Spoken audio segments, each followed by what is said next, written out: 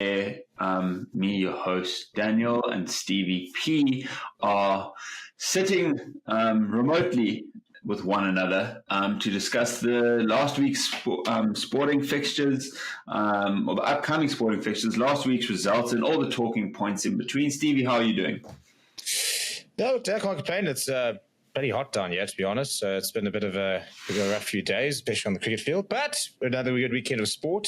So plenty of reason and excuse for us to remain indoors where it's nice and aircon and consume as much sport as humanly possible. Absolutely, yeah. It's opposite on my end, but alas, we're working our way to summer up here in the Northern Hemisphere. Stevie, let's get into our predictions we made last week. So if you're new around here, each week we're making 3 predictions on football, cricket, and rugby. Between the 3 results, there's a winner of the week. At the moment, Steve currently leads 4-2. My gut says I think it's about to be 4-3. I don't think I did very well last week. Yeah, I'm looking to close it in. So let's see how we went. Started off with the City-Liverpool game. That result was a 1-1 draw. Stevie, you went for a 2-1 City win. I went for a 1-0 Liverpool win. So we've actually squared that one out. We're only one goal difference. So we're starting off with a tie. Then we move on to England versus Ireland, where we were both way off it. Yeah, well, you went for Ireland by 25. I went for Ireland by 21. So while being 22 points from the truth, I am the winner for that game. And then New Zealand versus Australia. Stevie, you predicted either a 100-run or 4-wicket victory. I predicted either for Australia. I predicted either a 50-run or 3-wicket victory for New Zealand. And in fact, it was Australia almost on the nose who won by 3 wickets. So that's another tie. Stevie, it remains at 4-2. I feel like I've missed an opportunity there. Somehow, don't ask me why, but somehow I feel like my 1-0 is closer than a 2-1 in the City game. But we'll get into the dynamics of that game. You predicted 1 goal. I predicted 3 goals. It was 2 goals. I mean, it's not quite sure how 1-0 is closer to a 1-1 than a 2-1, but if that's your logic, that's your logic.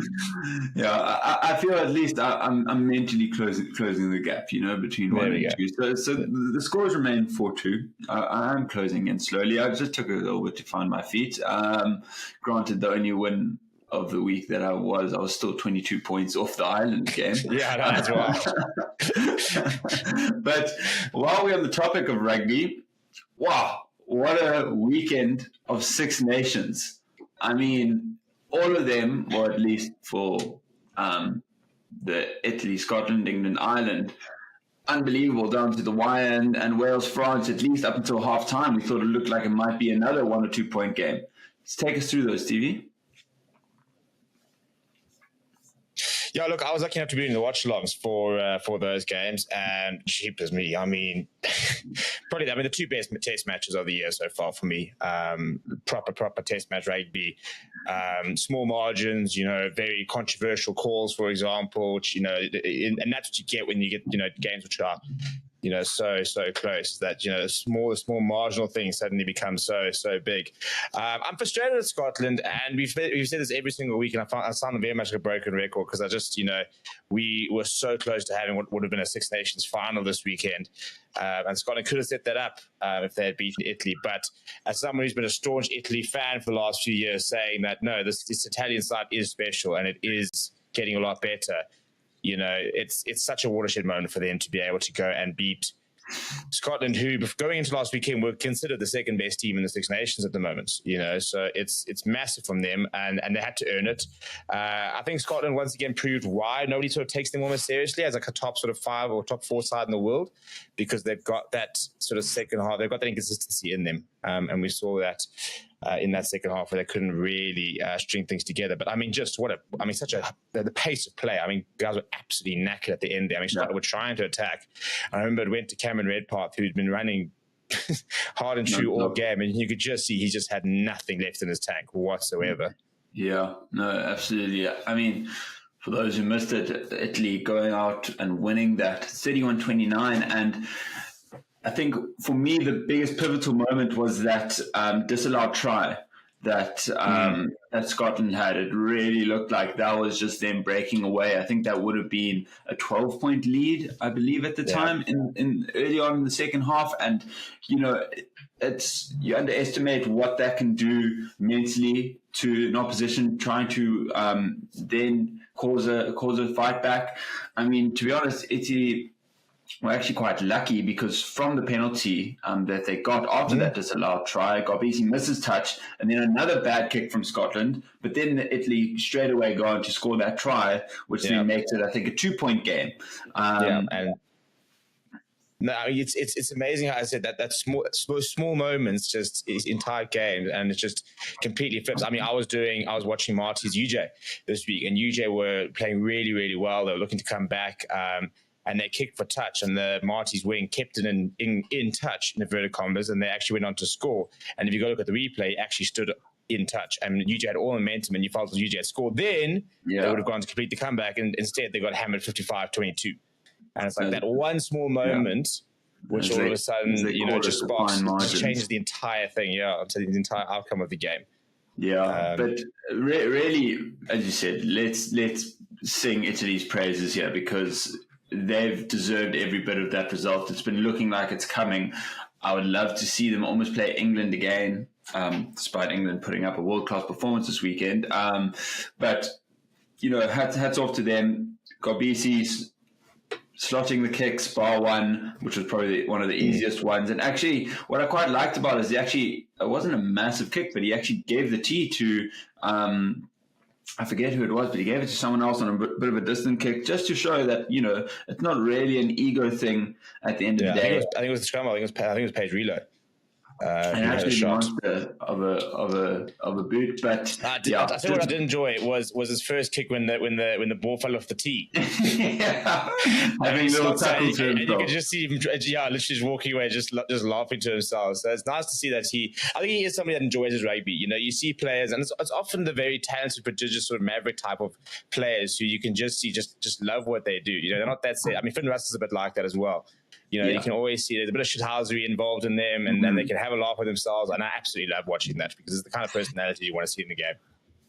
Absolutely. And then, shock of the weekend, England beating Ireland 23 points to 22. No, England beating the best team in the world, remember? That's the best team in the world. The entire South Africa's ready to go to war. Over a couple of pundits and Steve Borthwick's comments. I mean, it was kind of teed up to, like, if this upset were to happen, just for Twitter to go crazy, which it has done. I don't think the hype surrounding has necessarily helped them too much, but Sheepers, what an absolute crack of a game. People are likening it to as good of a test match as some of those quarterfinals at the World Cup. What were your takeaways from the game, Stevie? Yeah, look, I think it's the performance England have been threatening to bring. They've had moments in the last 6 months under Borthwick where you can almost see, well, there's a side there, and there's players there. And I mean, for example, I thought Ben Earl's game in general really summed up England the most. So in the first half, for the first sort of 15, 20 minutes, he wasn't really getting too many meters. He was pretty ineffective. And then, I don't know what happened. I don't know if somebody said something to him or we had a bit of change. But all of a sudden, he started sort of changing his game up slightly just in the game. And all of a sudden, he was making line breaks. He was, getting over the advanced line every single time. Yeah, he was. And he just couldn't be stopped at one stage. Yeah. And you need people who you can continue to depend on, who are just going to bring kind of take the ball across that gain line. And he's now starting to do it very consistently for England. And he's one of those guys that if you're his opposition, you're saying, geez, I'm playing Ben Earl this weekend. I need to be ready for that. And that's what England have needed, a real X-factor player that, he's the one that stands head and shoulders above the rest, and people take note of when he's starting. But I mean, Ireland in the last year, though they've gone on this amazing streak, and granted they were, Grand Slam champions this time last year, haven't won their two biggest matches that's been facing in front of them. And New Zealand quarterfinal, we obviously don't know how they would have done in the semi and final of the World Cup, although they look to be blowing everyone out the water, having even beaten South Africa. And I guess you could argue South Africa's in that bracket, so they've won one of their 3 big games. But not being able to close out in England at Twickenham, first bit of resistance. Do you think that's a mental barrier of Ireland's, or is it just a case where maybe they underestimated England, or England have just actually, just figured them out? I think it has to be a certain mental barrier to a certain degree. It's. I mean, as you said, Grand Slam champions. They were flawless in the Six Nations last year, and flawless in the group stages during the World Cup. But we all know there's that whole mental thing about the fact that they can't win a quarterfinal, for example. They haven't got that sort of monkey off their back. And I think this will add to it, the fact that, all of a sudden they had this massive week. There's all this hype, this, records there to be broken. This is the game to get them another back-to-back Six Nations Grand Slam, and once again, then they fall short. So whether they believe it or not, there's definitely going to be a narrative that mentally that there is a bit of a mental block and something that needs to overcome. We all know that they are one of the best sides of the world. Whether they can call themselves the best side in the world, they're not currently ranked number 1. Didn't get past quarterfinal in the World Cup. They've just been beaten by an England side who have been beaten by Scotland this Six Nations as well. So it's not like England have been completely flawless, and this was the game for the Six Nations. England were actually contenders for the Six Nations until this game, and they've been poor. They should have probably lost to Italy in that first game. So this is not this world-class England side who've been putting in results week after week. Everybody's been criticizing this England side and saying this England side's not progressing until this week. So I think maybe this sort of maybe does bring Ireland a bit down to earth. I think this weekend they probably beat Scotland. But again, if, for example, they don't beat Scotland this weekend, and Scotland were to pull off another victory, then I think all of a sudden that idea of the best team in the world suddenly almost sort of evaporates, because now they've been beaten in a quarterfinal, they've been beaten by England, they get beaten by Scotland, which I don't think will happen.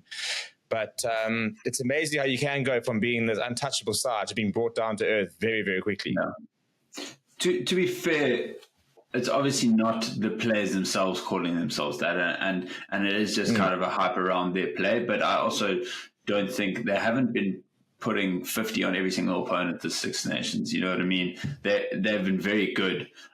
Particularly that French game, but they aren't at the heights of, as people are speculating, of 2015 All Blacks and stuff like that. Like it's not in that conversation yet. What I did say last week is this was England's opportunity and the equivalent of what the Springboks looked at and Rassie pointed out as New Zealand away. Win New Zealand away and people will believe. This was the case where it's beat Ireland at home, granted, but beat Ireland, the current best team in the world, as everyone's calling them, and people can believe. And they did it not in a very different way to how they competed with the Springboks at the World Cup, interestingly. Now there's a whole lot of belief in England rugby, and the question is, can they do it again? Because I think with this England team, we've seen them maybe pick and choose when they want to stand up. And now clearly, there was the right kind of concoction of frustration from their side, looking to come to the big occasion. And also, to be honest, the public and the English rugby fan base giving them a lot of stick. So that all culminated in an amazing win. But can they just do it out of their own motivation? Was that just like a once-off thing, or do you think they will be able to continue to repeat that Sunday performance as much as against a big opposition, but also against, let's say, a lesser one? Yeah, I think that's a very good point. The fact that, they shouldn't have to have this massive, this is this big game, and this massive narrative and big build-up every week for them to be able to perform. Because that's, as you said, that's the only time we've seen them really stand up and be counted. Every single time it's expected for them to rise and be a straightforward game. More often than not, they've often got the result, but have not always brought the performance. So I think it's a very good point. The fact that they need to be able to sort of bring that consistency and not have to have this massive big narrative and huge backstory going into games in order to be able to bring out the results that that they have. So, yeah, look, I think also we are seeing the Felix Jones influence. I think there's no doubt about that. A lot of South African fans are talking about them copying the Springbok defence. And I think if you thought that there was going to be no similarities with one of the big coaches and one of the big reasons behind that when they moved over, you think you'd just be naive. Also the idea of sort of copying the Bok defence, it's not copying the Bok defence. The defence these days and defensive systems these days is the rush tactics. It's getting up early, it's making hits, it's stopping momentum. That's not a new concept. It's something that the Boks pioneered at the highest levels to the best success. It's a bit like the 6-2 split. The 6-2 split wasn't a new thing. We weren't the first ever team to do the 6-2 split, but just the way we used it and how successfully we used it, it was the best example. So I do think we saw a bit of Felix Jones in that game, which I think will please a lot of England fans. I think look, at the end of the day, I love the Six Nations. I want to be as competitive as possible. So these kind of results as I said, we're going into Six Nations and mathematically 4 teams can win this weekend, and that's kind of where you want the Six Nations. It would have been really quite boring going into this weekend knowing that Ireland's already wrapped it up and nothing else is really going to happen, which is not the case. So it makes for an exciting last week. Absolutely. I mean, you do feel that it's mostly wrapped up, and we'll get into the fixtures, but the fact of the matter is that this last weekend we did see all of them were competitive, bar one half of rugby, where Wales got blown away by essentially the French forward pack that came on, which was like almost their typical first team. But let's get into the last week. So first we got Wales, Italy, which, in theory is the wooden spoon. And I think Wales would need to beat them by 13 points, if I'm not mistaken, to get out of that wooden spoon race.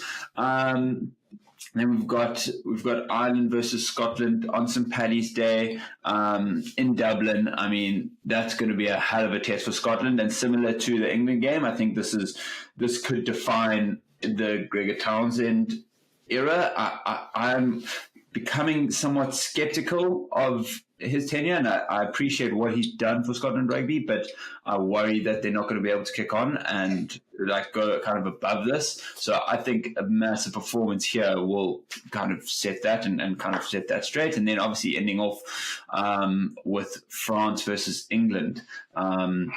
The French hosting the English there, which is probably the most unpredictable of the lot, and we'll be making our predictions there. But how do you see the final weekend panning out here, Stevie? Yeah, so I personally, I'd really like to see Italy try and get a job done. They've beaten Wales in the last couple of Six Nations games that they've had, and to avoid that wooden spoon. But when we see Italy going back-to-back wins, for example, in the Six Nations, and after a draw as well. After a draw as well. Yeah, no, exactly. It could have been 3. Yeah, I think I'd like to see. So I'd really like to see Italy go and kick on. They've climbed in the rankings. I think beating Wales would see them potentially climb up a bit more, which would be good to see from them. And I think as Wales side, I think they'll be competitive in 2 to 3 years' time. I think coming to the World Cup in 4 years' time, I think they will have a decent side because I think they've got good players there. Scotland, Ireland, I see it being pretty one-sided, but I'd really like to see Scotland have a go. I'd like to see Finn Russell really start to throw that gauntlet down for that British and Irish Lions spot, which I think it's his anyway. I don't think any flower half in the 4 home nations come anywhere close to him at the moment.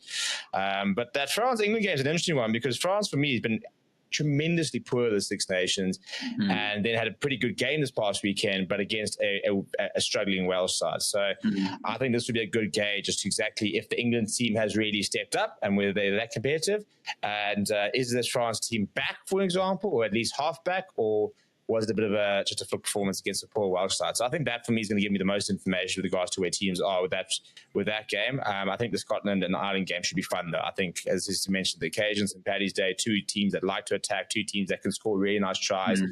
I think it'll be a good watch. Yeah, and obviously a replay of the group stage game where Ireland effectively kind of blew the socks with Scotland and knocked them out of the World Cup. So maybe a bit of vengeance there. The Scotland will be looking for on top of a frustration potentially of theirs, just like what's been kind of up and down Six Nations, and one that, looking back on it now, had they, taken the opportunity to beat Italy, could have been theirs for the taking, which Scotland haven't done in many, many years. But Stevie, let's move on to the South African rugby scene, where there's a lot of talk about the next Springbok captain after Siya Kolisi. Yeah, well, that's the buzz conversation this year, with Siya yesterday confirming that he's not made a decision just yet about whether he will continue, but that the preference has always been that it should be an SA-based player, because that means they can come to all the alignment camps, for example. They can be involved in all the preparation. They're a little bit more flexible with regards to the rule about being available outside test windows. And the likes. And I think that we never, ever argued that. So we probably shouldn't argue it now when it rules out the one that we all want to be captains. So I think, you've got to be consistent. It's always been about the team's bigger than the individual. So I do think I think the right way to do about it is to potentially go and say, right, well, we need to stick to our guns, because you don't want to start making exceptions for people. Because I think that's something they've never done. They've always said that this is how this operates. This is how we will do it. It definitely feels like it's the first time that any of these rulings has come back to lead to a bit of a crossroads. It's been fine. Like our international stars go play where they want to. We know that the Bok camps prefer or uncapped people. It's harder to get noticed overseas. So there's an incentive for people to stay here, at least in the beginning of their careers, if they want to play international rugby. Your best chance is being at a South African club. We see that.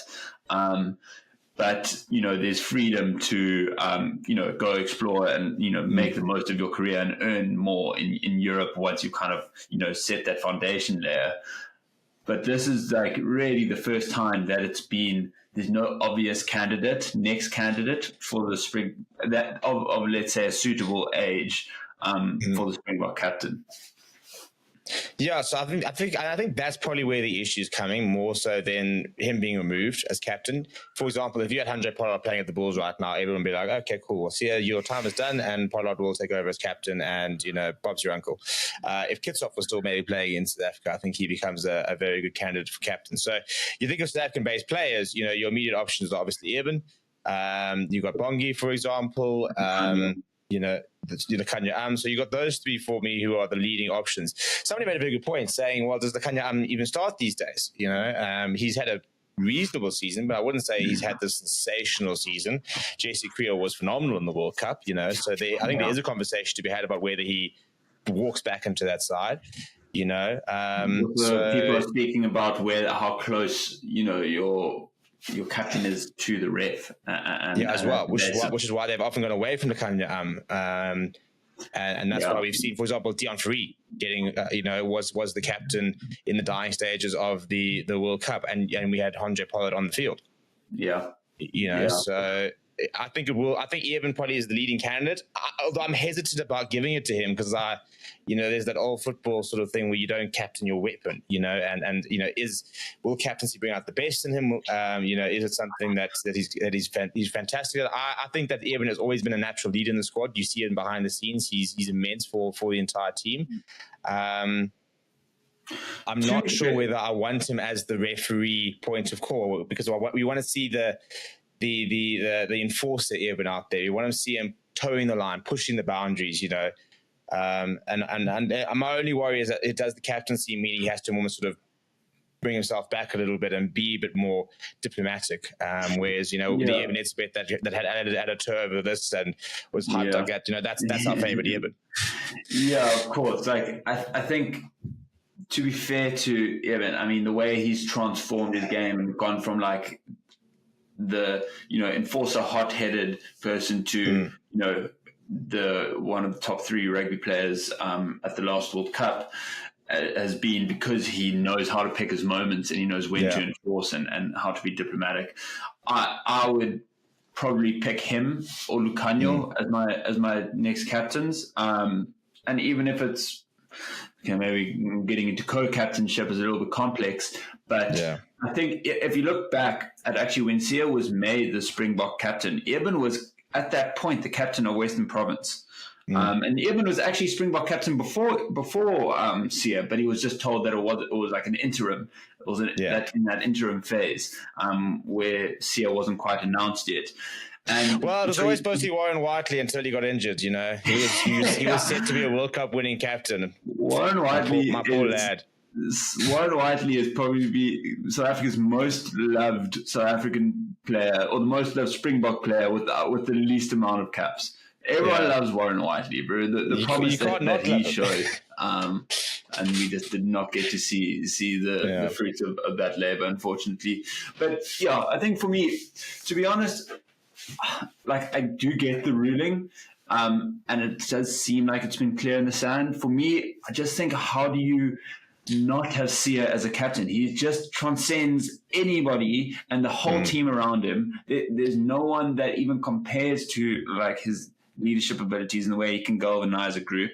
Just it is the definition of servant leadership, and like no amount of respect can he can't grow any bigger than he is. And I think there's a lot of that respect for a lot of people in the Springbok camp, which is why I think even will be fine. And, him and Sia are obviously good mates as well, and Sia will still be in the camp. I don't think it's necessarily scary to lead around Sia. I just think it seems like we're pushing something that doesn't necessarily need to be pushed right now. So it's like he must find this next Springbok captain, and maybe it's just to carry over to one World Cup, and then you make sure you pick Pollard or Eamon, because I think those are probably the only two who are guaranteed to make the next World Cup if you're going to change it. But for me, I don't think you necessarily have to. Yeah, look, I think the big thing obviously is, does he make the next World Cup, which is very touch and go. He'll be 37. Evan or Sia? Sia. So I think that's obviously also the big issue, is from a long-term thing. I think the biggest problem is that we haven't had too many young players, but young players, like somebody's going to be the captain for the next 2 World Cups type thing. I don't think we really have had players coming in that could potentially be that person. I mean, for example, suddenly I saw people throwing around Damien Willem's name, and I was going, when has Damien Willems ever been a captaincy option? And I don't think I don't think he'd ever be the captain. I don't want Damien Willems to be the captain of Springboks. I want Damien Willems to be the best player in the world, because I genuinely think that's I think he's got that kind of talent. Yeah. You don't give him the captaincy. Just let him go and be the best. Literally, I see him as a World Player of the Year. And he could be. He could be. He he kind of showed off what his ceiling can be at the World Cup. It's just absolutely immense. Again, he's not the captain of the Stormers side. I don't think he's like one of those people who are born leaders. I think he's one of those who's just let him let him cook. Yeah, let him cook and do his thing from the back. I think he's a person that doesn't need necessarily more weight on his shoulders. He's going to be kind of coordinating that whole backline for many, many years to come. Maybe people thought someone Murat might have broken into the team a little bit more. He was the prodigy by injury. He was supposed to be that next, and he is the Stormers captain, and only just come back from injury now. But it'll be ludicrous to think that he could be anywhere near Springbok captaincy, perhaps down the road. So there are no real young contenders, really. It's only people in that 30 bracket. So if you are going to stick to that, South African based rule, for me, my pick would be Evan, and then vice captain Pollard, which I think Pollard already is. Yeah, no, I think that's probably that's the safe way to go. That's how you can stick to the rule without and I mean, in terms of how it all works within the trade group, I mean, we've always known that it's not a case of Sia's the only person that chats in the huddle, for example. It's always been a very collaborative effort. There's always been that leadership group of Bongi, Sia, Dwayne, Pollard, Lekanya, and I don't think that'll really change. So I think it's an environment where you can have this kind of situation, and it's not gonna compromise the dressing room.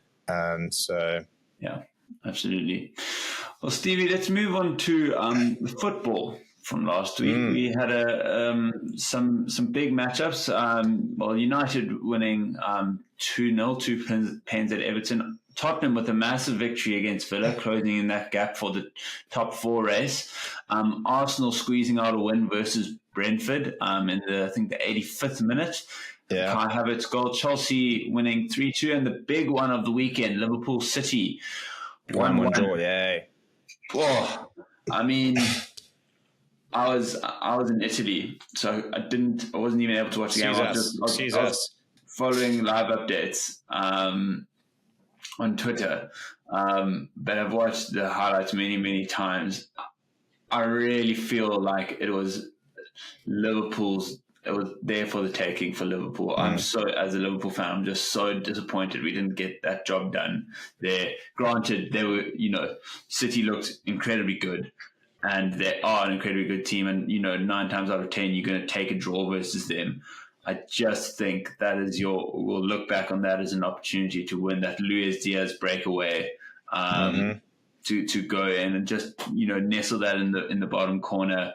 Was just a massive opportunity. What were your thoughts on the game? Yeah, I think it's...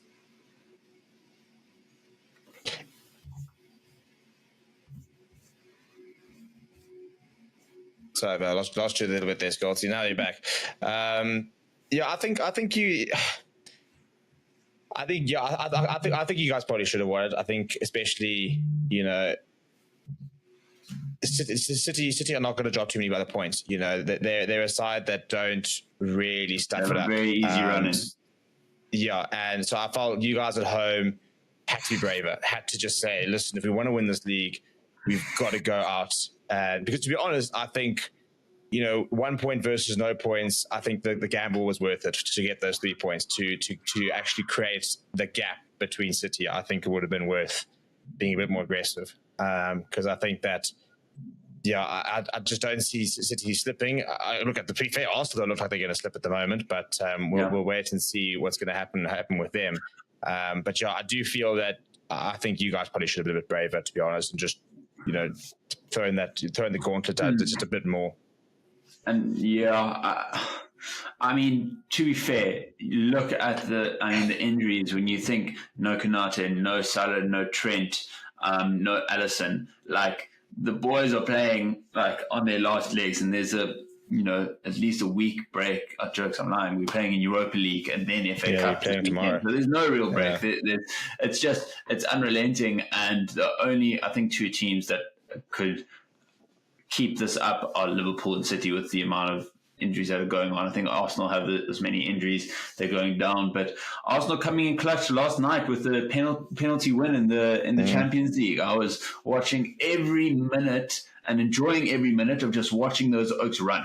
I didn't really care about the result because it was a kind of a win-win. If they get through, they still have to be competitive. They have to play more games. If they knock out, it's a mental thing. Yeah. So it's just I do think this will actually help them.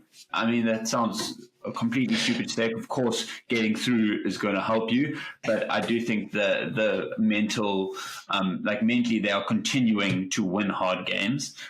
Shown in that Brentford one, they've won quite a few in the 80th or so in this season. So I do think that's going to help them more than it's going to be for the demise. But I mean, how far do you really see them going in the Champions League? Are they going to be able to hold on in the Premier League? Can they do both? Yeah, I don't know. I mean, we keep saying we're kind of waiting for them to sort of fall apart, stuff like that. And at the moment, they're just not. I do think they don't have injuries at the moment, really. They only have Jurgen Timber, obviously did his ACL, so he hasn't been around. But they've been pretty fortunate. And I don't think that they've got phenomenal squad depth. I think they've got a proper starting line. I think they've got a reasonable depth, but for example, as a United fan, you look at our injury list and it's childish. Yeah. And I think if Arsenal had similar type of injuries, then I think that they wouldn't be anywhere near this. And I think that they're playing a lot of players into the ground, and I think it will catch up. It generally does catch up. And also, this is now coming to a stage where from a mental point of view, you start having the mind games. We slipped from last season. We never won a Champions League. Are we going to be the team to be able to do that? Or do they have the personalities in that side? They don't have a lot of people in that side who have won big trophies. You've got the Jorginho, for example, and the Kai Havertz, who's just won a Champions League, and they're probably, that's in theory your players who have been there, done that, won things, but they've not won things consistently and across different clubs and stuff like that. So it's not like they've got that incredible experience. I mean, Gabriel Jesus has been part of the City side, so he's got there. But at the same time, you're only a non-winner until you're not. So there's always going to be that first time, for example. But I think that given the fact that they're having to play so much, I think it does potentially catch up to them. And if it does, then I could see it going pear-shaped pretty quickly. You wouldn't, as an Arsenal fan, they're only left in the big ones, the Champions League and the Premier League, and you wouldn't really want to go this season without winning without winning a trophy if you're them, because they really have been impressive. I haven't been a strong believer in Mikel Arteta, but what he's done is insane at Arsenal, and you have to give them kudos. And if they go on and win a Premier League or a Champions League, I think this kicks them on into next year, because then this is a young squad, and then they're gonna make maybe 2 or 3 big signings of, you kind of take your pick when you win one of those 2 tournaments of the cream of the crop during the next transfer window. So if they do kick on, it's going to be very impressive, but I still have my doubts, but they worry me. They worry me a lot, and that says a lot about how good they've been. Tonight we've got Dortmund, PSV, and Atletico Madrid versus Inter. Dortmund aggregate 1-1, while I believe Inter lead 1-0 at the break. So we'll see who goes through into the last 2 spots of the quarterfinals there. And only a couple of Premier League games this weekend: Burnley, Brentford, Luton, Forest, Fulham, Tottenham, and West Ham, Villa, probably the pick of the games. But the big ones going on to the FA Cup. We've got City versus Newcastle, which should be good. A bit of a up and down Newcastle. Hard to really know which one turns up on the day. Leicester versus Chelsea. Leicester have been really, really good in the Championship. Look to be coming back up. Wolves, Coventry. Rules have been very good. Obviously, probably favourites there. And then the big one of Man United, Liverpool. So decent amount of footy this weekend. Love a FA Cup weekend. Always exciting. But we'll get into our predictions for that Man United Liverpool game a little bit later. Let's quickly touch on the cricket of the last week. 2 big test series drawing to a close. One that felt like big. Is England that big? I mean, for me, it's just India beating, an England team which now has a 25% win ratio in the World Test Championship. They're saving Test cricket 1 loss at a time. We called it though. As soon as it won the first one, it said 4-1. 4-1. Yeah, we literally said, literally, they go win the first one. Our reaction is like, all right, cool, 4-1. There we go. Yeah. Well, and we also called last week, K-Series down. It's going to be a big victory. Yeah, and resounding. To be honest, it's. I don't know if this is a good England Test team. I think the way that they play allows them to win certain games, which is probably the best way that they could play. So I don't think it's even necessarily a matter of bringing Bazball into question. I don't think they necessarily have the players to compete. I mean, Ben Stokes scoring almost no runs in the series. Johnny Bear scoring very few runs in the series. Their highest run scorer was Zach Crawley, averaging 40, to be fair. That's not bad, but your highest average is 40. In an away series to India, you're going to struggle. That is the fact of the matter, is that they didn't have anyone consistently scoring runs, and it was a couple big knocks. Duckett was 1 big knock, Joe Root with a big 100. A couple standout performances, but I mean, on the flip side, you have Jaiswal 712 runs at an average of 89. Shubman Gill 450 runs, average of 50 plus. Rohit Sharma chipping in with runs. Their runs are just kind of coming from everywhere. So, and you're probably never going to have better bowlers than India than the Indian team in India. So, I mean, Tom Hartley, I think, stood out for me. He looked decent. And he will continue to, I think, kind of take over that Jack Leach role in the Indian setup. But yeah, they really got blown out of the water. Yeah, I think you make a good point. Is it a good test side? And I think they play aggressive. In inverted commas, they play aggressively, and I think if it comes off, it comes off. And it can come off. When it does come off, it looks amazing. And, to score 420 in the second innings in that first test, win by 28 runs, you sit there going, oh, that's proper test cricket. They then lost by over 100 runs, by 400 runs, by 5 wickets, and an innings and 64 runs. So, they rather the fourth test, which was close-ish, but not massively in the end. There, it was just the first innings big score, and then they got blown away for by 145. So they won the first test really excitedly, and then weren't really in the series. I just think that whilst they're results driven, the results are not justifying this concept that they are this groundbreaking test side. I think they're sitting second or third last in the World Test Championship. Yes, it's brand new into the test cycle, but this was also a team that plays the most tests. I was having this conversation and somebody was like, oh, but you guys would not go to India and beat them in a test series. I'm like, yo, you're damn right we wouldn't. We play 4 tests a year, type thing. We don't play test cricket. We have to relearn how to play the game every single time.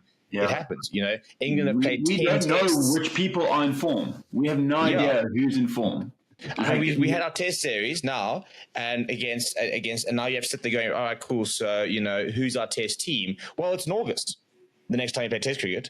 So what we're talking about now is irrelevant because we all know how people's form goes up and down. So we're now talking about picking players based on a 4-day series, which finished last week. In the first week of March, or was it in the week before, for a test series in August. So, we've played in the current World Test Championship, 4 tests. Yeah, 4 tests. England have played 10, and they've won 3, lost 6, drawn 1. They've also had minus 19 points worth of deductions, by the way. So, they're sitting with a point percentage of 17.5. The only person lower than them on the table is Sri Lanka, who played 2 and lost 2. Yeah. No, I think they need a breath of fresh air. I think at least batting wise, I think kind of Johnny Bairstow seems to have run his course a little bit. I like their opening partnership, to be fair. I think Crawley's actually been okay in the last 2 years and, seems to thrive under the system. But, you need people who can dig a little bit more. Ben Stokes needs to step up as a batsman. If you're going to be captain and you're not bowling, he did bowl a little bit in the final test. But, that's something that if you're going from an all-rounder to a batsman, you need to be averaging, in the 40s, and he hasn't been for a long time. But let's take it across to New Zealand, where I was incredibly disappointed in New Zealand this series. I don't think Australia were that incredible. I think this Australian batting lineup is there for the taking.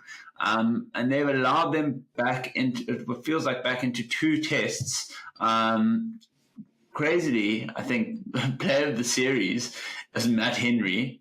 I've never seen that before in a when your team loses 2-0 in the test series.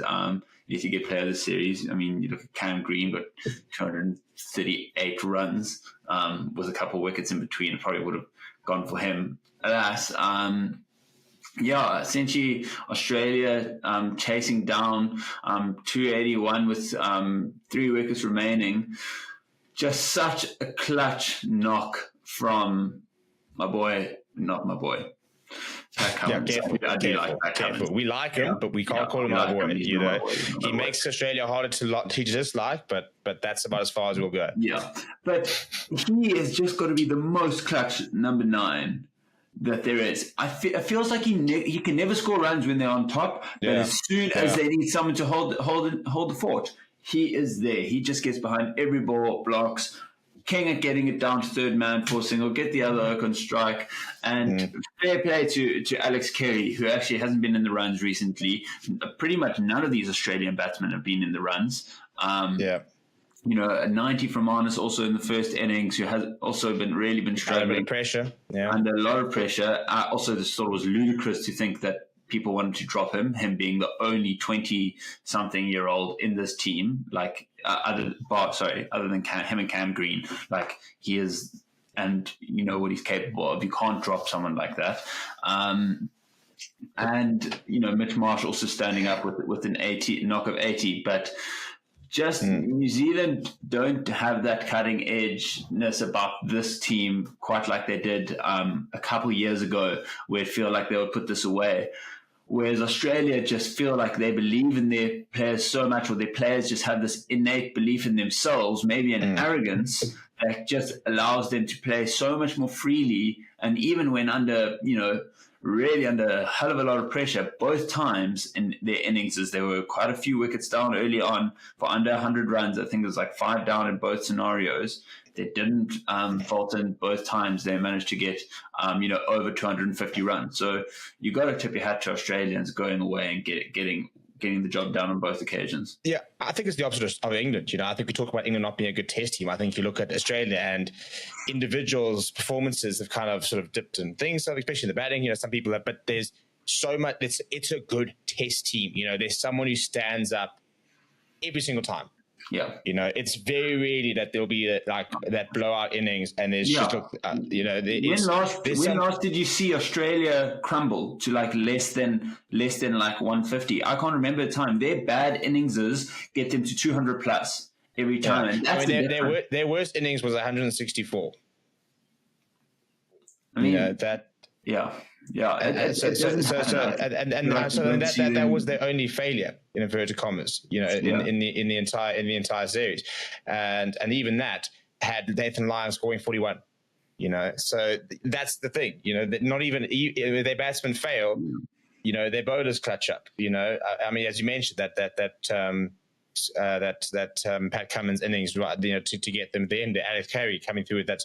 They had players scoring runs throughout, different players scoring runs throughout the series. I just think that they're such a well-rounded side. Cameron Green, for example, coming back into the fray. Is he good enough to play as just a batsman? Well, he averaged 79, scoring 238 runs across 4 innings. Will you tell me if he's good enough to play this? So, but there's just no chinks in the armor. It's that belief that they were so, and that's why I'm disappointed, I think, in this New Zealand team, because they had Australia on the ropes and then they let Cam Green go and get 170. They had Australia on the ropes and they let Alex Carey go in and get a 98 not out in the final innings. They had so much momentum, and not being able to capitalize, and that's very frustrating to watch, because I want nothing more than Australia to lose. Yes. So they are not in my good books on New Zealand. But yeah, just I think a little bit of just an extra, cutting edge, probably maybe on the bowling side. I have been very impressed with Matt Henry recently, him picking up 17 sticks. So, granted, he did play very well to get that player of the series. But I'm also a little bit disappointed that there are more test matches, because both were pretty tightly contested. This whole 2-match test series is not for me. Yeah, nonsense, absolute nonsense. Minimum 3. Yeah, has to be. We can't be playing 2-match test series. No. And also can't be giving 5-match test series versus for England in India. That's also a non-starter. Give them 4. You know what I mean? Like they haven't won it in 4. I don't like giving them more is increasing their likelihood of winning. Yeah, you're not changing anything that's happening there. Maybe India being give it 3. Maybe it'll smash and grab 2-1 there. Yeah. No, the longer you take it on, the much, much more unlikely. I think India fall fast on them. But also, to be fair, we didn't touch on in the India game. Fair play, Jimmy Anderson picking up his 700th wicket. I mean, I don't know if we'll ever see that again from a fast bowler. Well, we just don't play enough Test cricket. I mean, KJ Abada plays 120 tests. He'll get there, but he will never play 120 tests.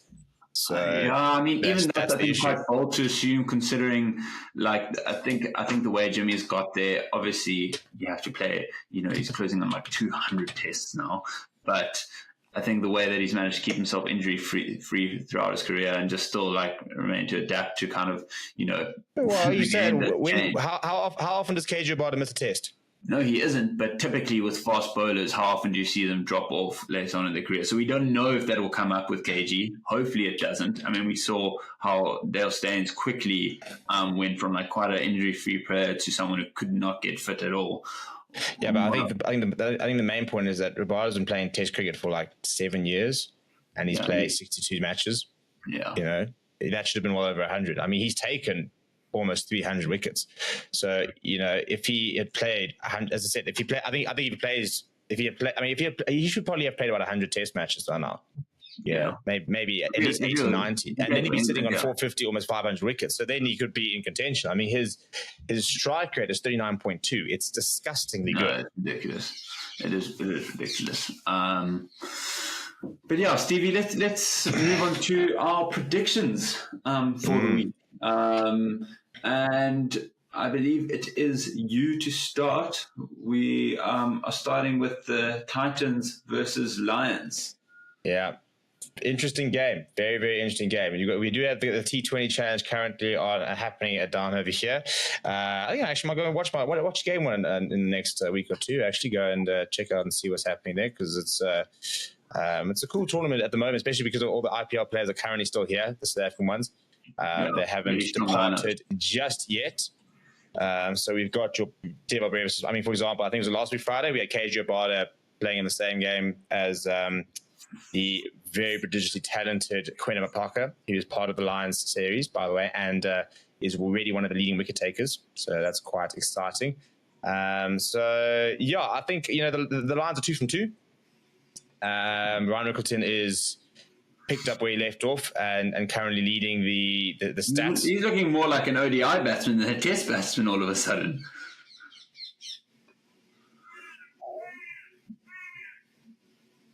But yeah, I think it's going to be a great one. As you said, it's good to see Proteas in these local games. Like even just Adam Markram playing for the Titans when last,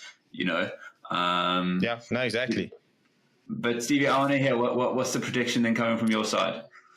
I think the Lions take it. I think that Lions batting lineup is childishly good. I think that when you got a situation that if Rickleton and Reza Hendricks fail, you still got a very informed Ian Mulder, you still got a Mitch van Buren, you still got a Rassie van der Dussen, and then when it comes to your bowling, you've got Quinn Mapaka, who's taking wickets for fun at the moment. I don't know if we'll see KG play. I'm hoping we will.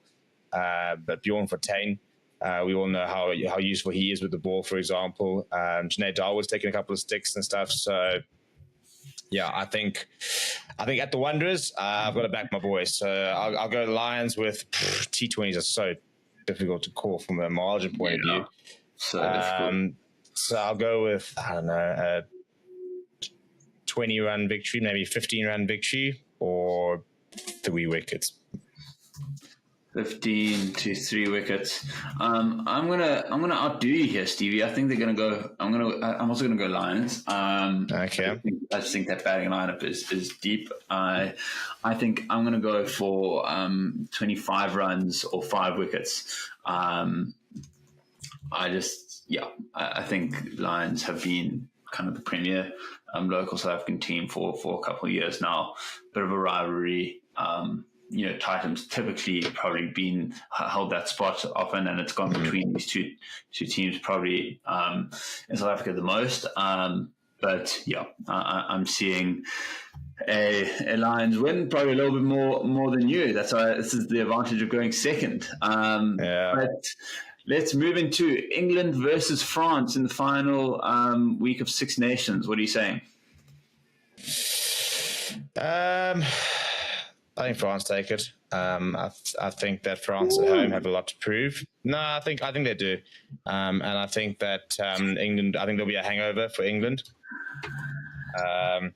So France, I think they're playing in. I think they're playing in Marseille or Lyon. Actually, I think they're playing in Lyon. So look, France at home. I think that they'll want to prove that they're still the team they are, and I think that pack, when it does turn up, I think it can get a hold of that England pack. So I'm going to go France by 5. France by 5. Okay, I'm going to back the Poms.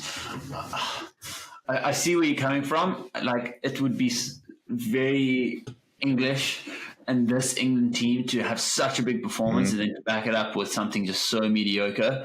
And I wouldn't be surprised if it's coming back to bite me, but and I don't know what's come over me, but I want the English to do well, you know? I don't know. Yeah. First calling Pat Cummins, like, boy, no, this, well, we need South Africa to play some bloody sport. Yeah, we need to get you back to this country at this rate. I'm worried about what's going on here. But yeah, I'll back the country I'm currently residing in. I think it's going to be very narrow though, so I'm going to go England by 3. I hope they take the game to them. I think it's such a big French pack. I think the French backline isn't quite where it was at, during the World Cup, obviously missing Dupont, as everyone's kind of recounting on. But I like the look of this England team. And I like the way that they went about approaching that Ireland game, not just going for the bomb. Furbank, Feoboso, just really kind of new players stepping up. And last but not least, Stevie, the old rivalry, United versus Liverpool in the FA Cup quarterfinals at Old Trafford. What are you saying? Are United going all in on the FA Cup this season? Well, kind of have to, don't we? Like, got anything else to play for? No. I mean, even say, we're going all in, what does that even bloody look like? Is it your first? Do you think it's your first team that'll play? Oh, yeah, no doubt about that. Well, I don't know if you've watched, but we basically never play a second team. It's why we've got so many injuries. Like, we've had, Carabao Cup games, and we're like, well, we'll have to play Marcus Rashford for confidence. I'm like, well, no, you actually don't. We can look at other people. No, that's the biggest problem. It's been zero rotation. He doesn't like to rotate. And we've then played weird games and still played badly. And I think the problem is that we've tried to play our first team against weaker sides to try and, I don't know if it's to try and put the tactics together, but the game plan together, it hasn't really worked. The nice thing is we've got a full week and a bit between matches. We played Everton on Saturday and we don't play the midweek. So whereas you guys will play Sunday, Thursday, and then Sunday again. Yeah. So in theory, we'll have the legs. I think a lot of it comes down to whether Rasmus Højlund is back and whether we actually have a striker. So he apparently could be back, whether he'll start or not. But I can never predict a Liverpool win against United. So I'll go. To be fair, Stevie, you've gone first for 2 of the time, so I should actually probably go first. So yeah, jump in here. You go in there, and I'll welcome you. I could have let you go down that one. I'm never going to put United as a win versus Liverpool, so we know that there should be a winner here. I think it's going to be the kids, to be honest. I'm actually going to go for a. Is there extra time or is it straight penalties in the FA Cup? I think there's extra time. I think there's extra time. I know there wasn't for. So the problem is all changing. Some of the Hera Cup they have for some rounds, don't have for others. Yeah, it's a bit confusing. But yeah, let's make this simple. I'm going to go to 2-1 the kids. Obviously kids versus United. I was going to say penalties, but I'm going to go 2-1 to Liverpool. 2-1, okay. I'm really worried though. I mean we're ahead in our Europa League tie, but I think you can't completely gamble that one out of the equation. No, so you got to make sure you get through that.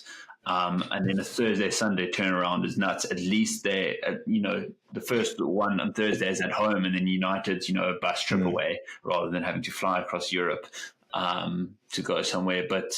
But still, I think that's a wild turnaround time. So, and as stretched as we are already, I think it's going to be tough. It's going to be kind of a 50. I think both games are going to be like half first team, half kids.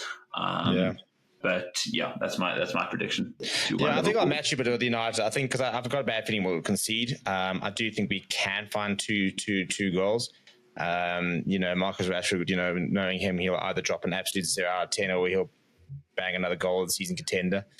It's kind of where he is at the moment. And I think if Hoyland plays, I think he's finally got to grips with things, and I think he could potentially net. So, but I've got a bad feeling we concede. I mean, our defence, who knows he's going to play? We could have bloody Johnny Evans playing again, and nothing against Johnny Evans. He's actually done a job for us. But I mean, the fact that Johnny Evans is starting to back for United these days shows you the issues in and around the club. So yeah, I think we're going the same thing, basically, just backing our teams.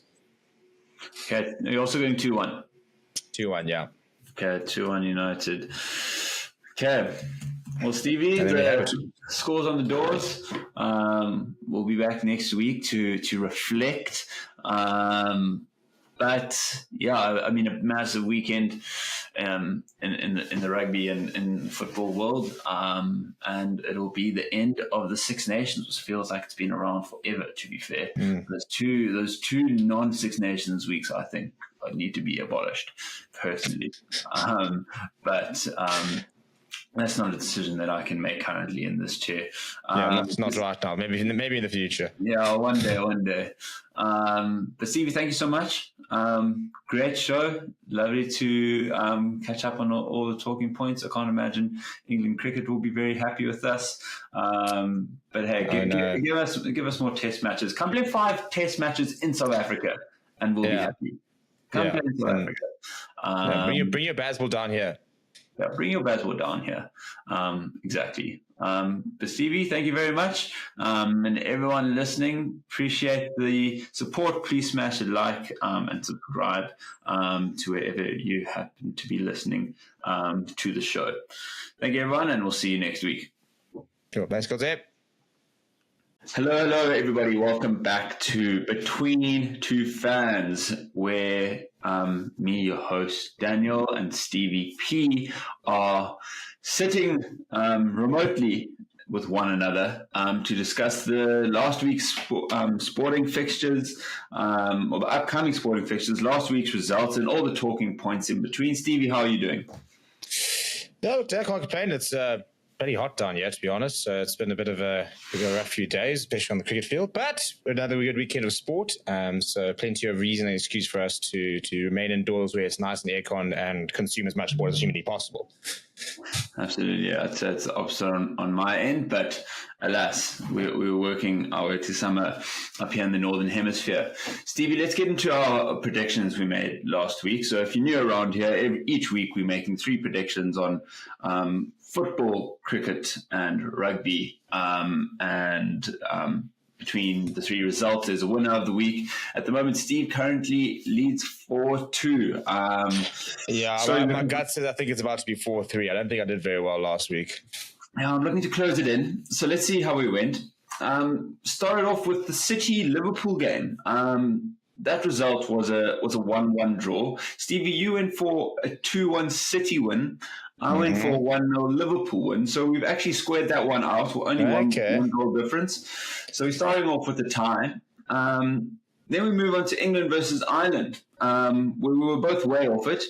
Yeah, you went for Ireland by 25. I went for Ireland by 21. So while being 22 points from the truth, I am the winner for that game. And then New Zealand versus Australia. Stevie, you predicted either a 100-run or 4-wicket victory. I predicted either for Australia. I predicted either a 50-run or 3-wicket victory for New Zealand. And in fact, it was Australia almost on the nose who won by 3 wickets. So that's another tie. Stevie, it remains at 4-2. I feel like I've missed an opportunity there. Somehow, don't ask me why, but somehow I feel like my 1-0 is closer than a 2-1 in the City game. But we'll get into the dynamics of that game. You predicted 1 goal. I predicted 3 goals. It was 2 goals. I mean, it's... I'm not quite sure how 1-0 is closer to a 1-1 than a 2-1, but if that's your logic, that's your logic. Yeah, I feel at least I'm mentally closing the gap, between 1 and 2. So the scores remain 4-2. I am closing in slowly. I just took a little bit to find my feet. Granted, the only win of the week that I was still 22 points off the Ireland game. Yeah, that's right. But while we're on the topic of rugby, wow. What a weekend of 6 nations. I mean, all of them, or at least for the Italy, Scotland, England, Ireland, unbelievable down to the wire, and Wales, France, at least up until half time, we thought it looked like it might be another 1 or 2 point game. Let's take us through those, Stevie. Yeah, look, I was lucky enough to be in the watchalongs for those games, and cheap as me. I mean, probably the two best test matches of the year so far for me. Proper test match rugby, small margins, very controversial calls, for example, which, and that's what you get when you get games which are so close that small marginal things suddenly become so big. I'm frustrated at Scotland, and we've said this every single week, and I sound very much like a broken record because I just we were so close to having what would have been a Six Nations final this weekend, and Scotland could have set that up if they had beaten Italy. But as someone who's been a staunch Italy fan for the last few years, saying that no, this Italian side is special and it is getting a lot better. It's such a watershed moment for them to be able to go and beat Scotland, who going into last weekend were considered the second best team in the Six Nations at the moment. So it's massive from them, and they had to earn it. I think Scotland once again proved why. Right, hello everybody and welcome to Forever Rugby, and it is the final match of the 2024 Six Nations. England versus France. I'll get there eventually. We're actually over in Lyon at the Group Palmer Stadium, which, by the way, is a phenomenal stadium. I was lucky enough to watch several games. I actually watched France there last year, which was, an incredible experience. Very, very cool stadium, though. And the Six Nations, well, it is over from a title point of view. And claim it earlier on. At the moment, Scotland currently sitting in second place with 12 points, but I expect them to be down in third by the end of this game, with these sides vying for second place, really. And I'm just trying to check to see. I don't think there is actually a rivalry trophy in this game, so there's no like Calcutta Cup, for example, or the likes, which are played in some of the other Six Nations clashes. But anyway, we're looking at an England side who've just come off a victory against Ireland, so filling with a lot of confidence at the moment, and this will be a big skull for them if they can go and beat France in France. France, however, they've got a bit of a young side out today. A lot of youngsters, a lot of new faces. Fabian Galtier, I think, very much conceding the Six Nations race a few weeks ago, putting out a very a youthful team last week, which did do the business against Wales. So I suppose can't really say it didn't really work. The question is, can they do it against an England side, which has been a bit hot and cold at times this season? Sometimes they've been really, really on point and really good. Sometimes they've been really poor. So we wait to see exactly what kind of England side or which English side we will see rock up today. Before we get going, please make sure you go and vote in the poll. Let me know who you think is going to win the match. Please do smash like on the video. If you are new to the channel as well, welcome. And good to have you. Make sure that you subscribe if you are new. And we're going to kick off in about 7 minutes' times. The teams are busy waiting to come out onto the field. We'll then have the anthems, and then we will be away with the final game of the tournament. And what a Six Nations been. Really, really good rugby. Some really nice moments. Obviously, that Italy against Scotland upset, probably the big one, alongside the England versus Ireland game as well. So yeah, but we want to wait and see exactly how. But I mean, look, I tell you what, there's something about France. They know how to put it on occasion. I mean, the lights are out at the moment. There's an LED walkway that they're going to walk over as they get going. It's a lot of fun. As I said, being at the World Cup, they pull out the stops, and I'd love to go watch some Six Nations general games because they're always seems to be an absolute spectacle. Fireworks, flamethrowers, the whole works. I mean, look at it. It's just mental what's going on over there. It's been quite cool, actually. They've not played all their games at Stade de France, but I don't think they've played any games at Stade de France this Six Nations. France going around the country. They played a game at Lyon, and I believe they were in... I think where they were for the other game. So Lyon, I think they were in Marseille, and... What was that third game? Or did they have only two home games?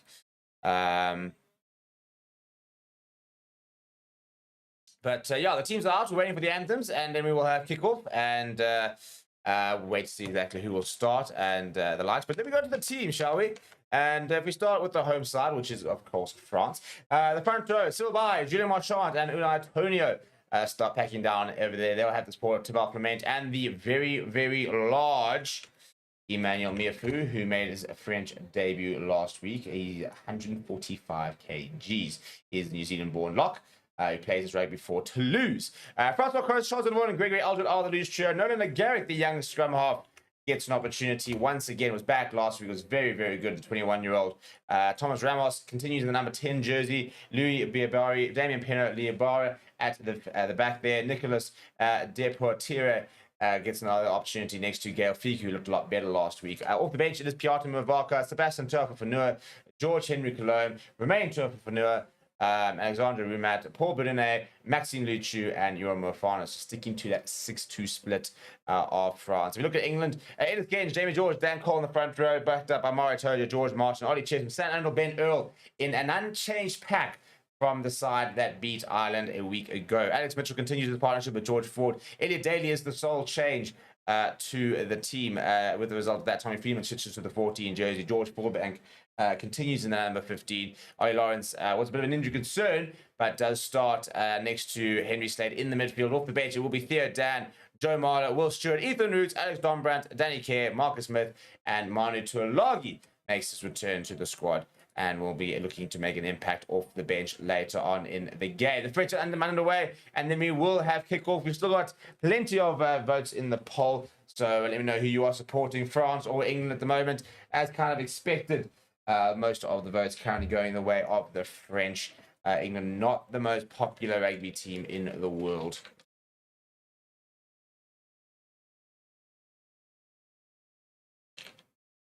Da, da, dee, da, da.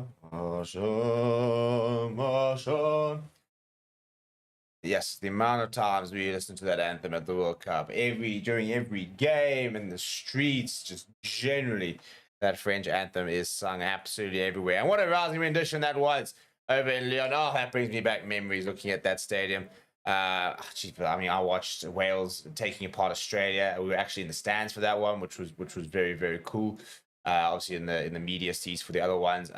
France versus I think it was Namibia. Was it France versus Italy? Actually, I think it was France versus Italy. I managed to watch. I watched New Zealand there. I watched Namibia, Uruguay. I think it was there. Yeah, I saw some absolute amazing games. And I tell you what, it's a proper stadium. Chat Sports saying France will be up for this, and so will England. Victorious, you could say France have a great scrum off and loads of talent.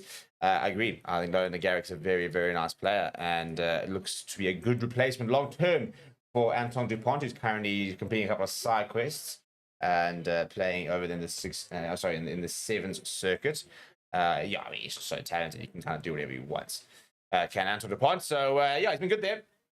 But they have definitely looked like a different team without him. So opportunity for them to continue trying to build life after Dupont. Not that he's particularly old. I think he's about 27, 6. No, it's 27. He's 28 this year. So plenty of years still to come. Anton Dupont. But Nolan Garrick at 21 years old looks a decent prospect. That might have been the worst kick I've ever seen in the world. Not entirely sure who she is, but that was fairly dreadful. France will have a kickoff, by the way. It looks like they were playing left to right in this first half. England will receive. France, obviously, in the normal blue. England playing in the white, as usual. So the home colours there. And in fact, next year, I think the first time we're going to see a couple of teams changing their kits due to colour deficiency issues. So, for example, Ireland versus Wales.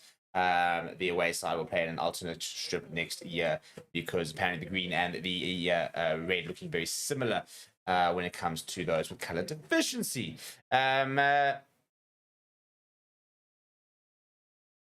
Angus Gardner, the referee, there, and we do have kickoff, and they're going down the right-hand side up against the touchline. It's a good take out there. I think that's from Sam Underhill, and they've gone too early.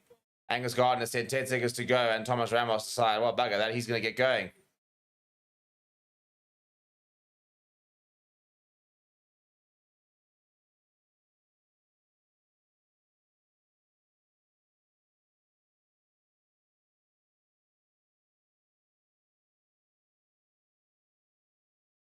Right, yeah, no timer, and yeah, there's supposed to be a timing. There's a countdown, so the stadium management fuming.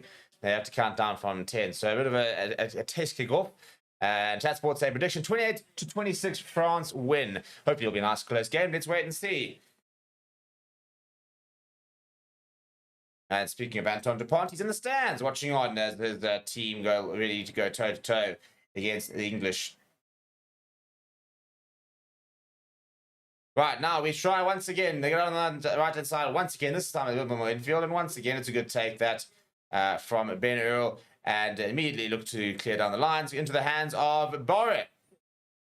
He runs the true and he's lightly isolated. And Mario Toe is going to steal that ball. He has stolen that ball. That's really good work. Poor work must be said from the fullback. But the ball's back at the French side. First carry from Cyril Bay. He's an absolute superstar over in France. A big poster boy for this French national side. One of the best props in the business. Thomas Ramos delaying his pass. And, cheapers, I tell you what, it's a bit of sort of hot potato rugby. But the ball has found itself out down to the wing over there.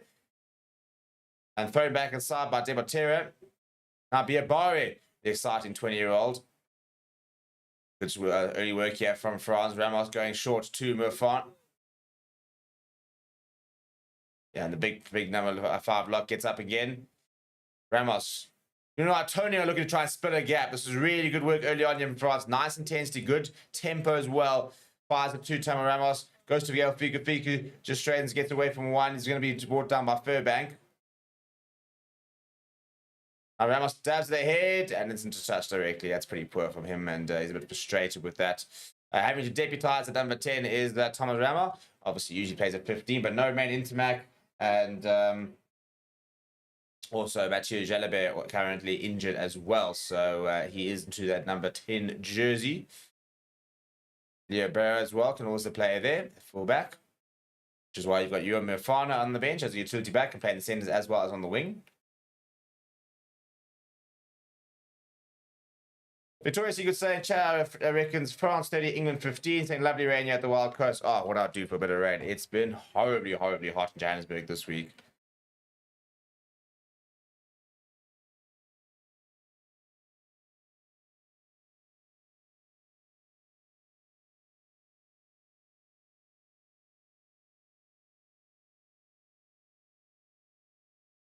All right, so it'll be a line on once we eventually they get going. A bit of a break and play here, and let's see. I think it could be a bit of strapping on the wrist of Alex Mitchell there.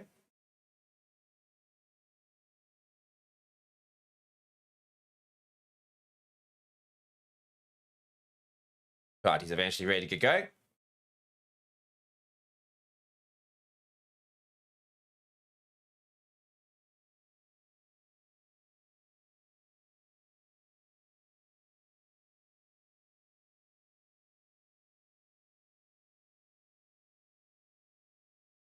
And they're starting the ball there for France, and good work there from France on Crows, presenting it well. Pick up and go from Miafu. Now pick up and go from Gregory Aldridge, manages to free his hands. Nagaric smashed in the tackle by Ollie Chesham. He was so impressive last week. And kicked ahead by Chesham. And I'll tell you what, Elliot Daly's put his foot down, and he managed to get a hand from it. There'll be a knock-on advantage, and it'll run into touch. So I think they'll have the option here. No, they'll go back for the scrum.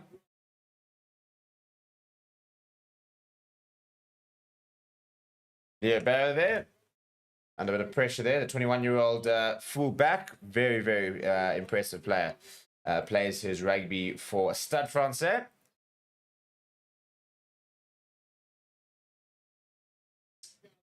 Usually operates at fly half, but is playing at full-back today.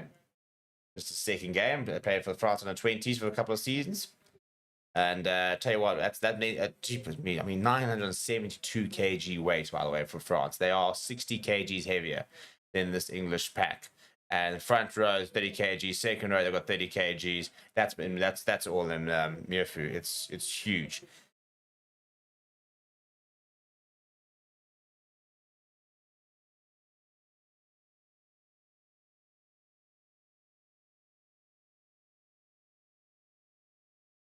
All right, let's see. First scrum of the day, pretty solid so far. Big effort being done by Tony, but they do use it. Ramal going to Fiku and try to switch it inside, and it's been knocked on by Dibatera. Now, Overlapping there is George Ford, seeing a bit of space in as well. Goes to the boot, and they're not going to run out. That's a brilliant kick from George Ford. That's so well managed. Seeing a bit of space in behind, just goes to the drops to the boot there, pinning France back inside their own 22. A set move. They're not quite coming off.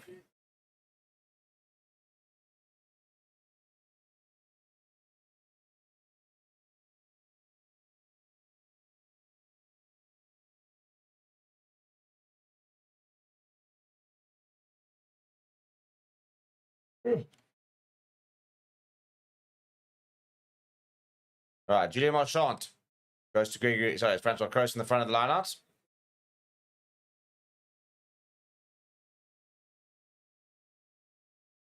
So what a running more this is turning out to be.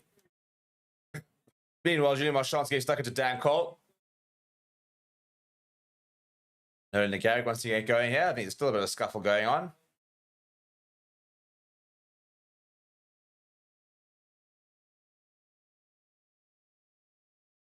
All right, Garrick goes to the boot, looking for distance rather than making and I tell you what, he's turned Freeman, who's eventually onto it. Plenty of pace here. Tommy Freeman brought down by Tebatera. Quick ball here from Mitchell to Ford. Ford brings it out to Slade. Slade going to Ollie Lawrence, finds up on the wing. Oh my living! And he tried to come inside, and he's just completely bounced off of Damien Penaud and into touch. So good physicality there from the French wing. Stood up strong here.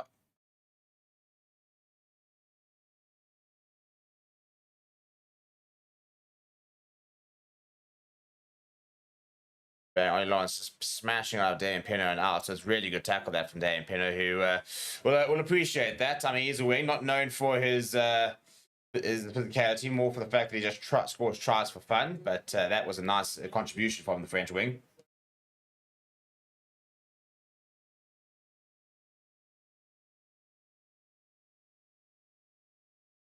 Advantage, Francois Cross now. Matching him out into England territory. Quick ball from Laguerre. Nice little pass there from Surabai. Now, Thomas Ramos' kick is charged down, but they'll go back for the penalty. They did have an advantage, so good work there from France. They'll be able to kick their way further down into England to half and have another go. No points so far in the opening 6 minutes. Opening exchanges would suggest that I think France have probably been the sharper of the two teams so far.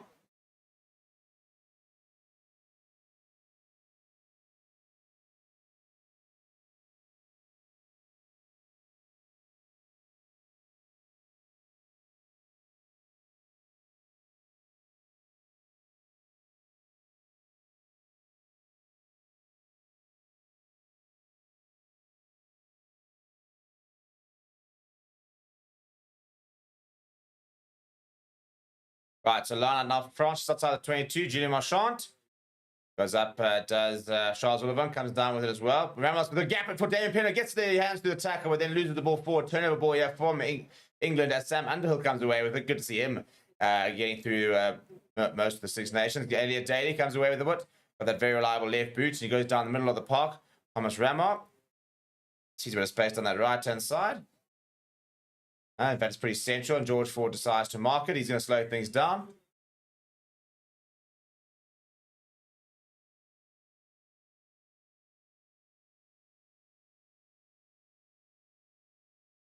Yeah, and obviously we all know that the France likes to kick pretty deep. That's why we obviously saw the Springboks very controversial take a scrum from Mark last year in the World Cup.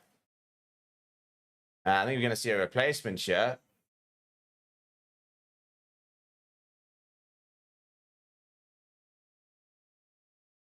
And that's Henry Slade, by the way, who I think his calf is gone. He's going to go off.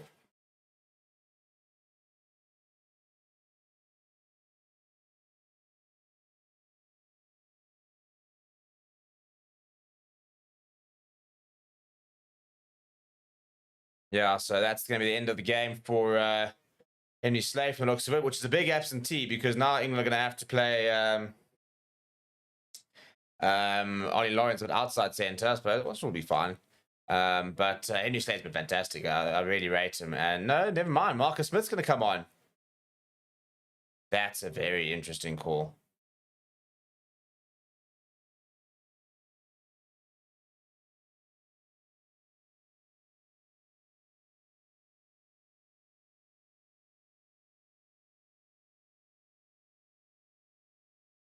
Or was it Furbank that's gone?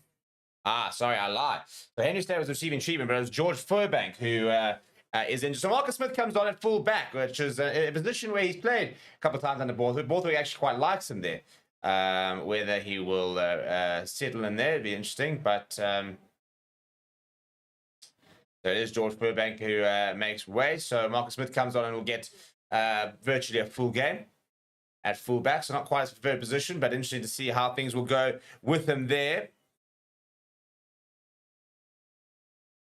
Good clearance that from George Ford.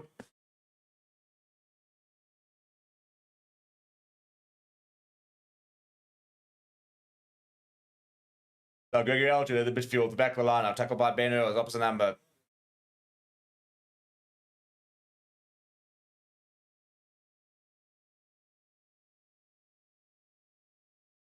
Goes to the boot there, does McGarrick.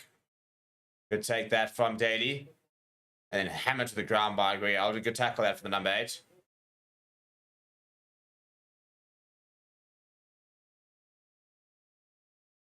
They go to Slay. Slay sees a bit of space back towards where the ruck is until Abai completes the tackle right by the halfway line.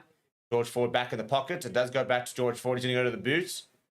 And Freeman will give chase. And it's been knocked forward from Leo Burrow, but he reckons he was tackled off the ball. So it will be a knock on though. Scrum for England.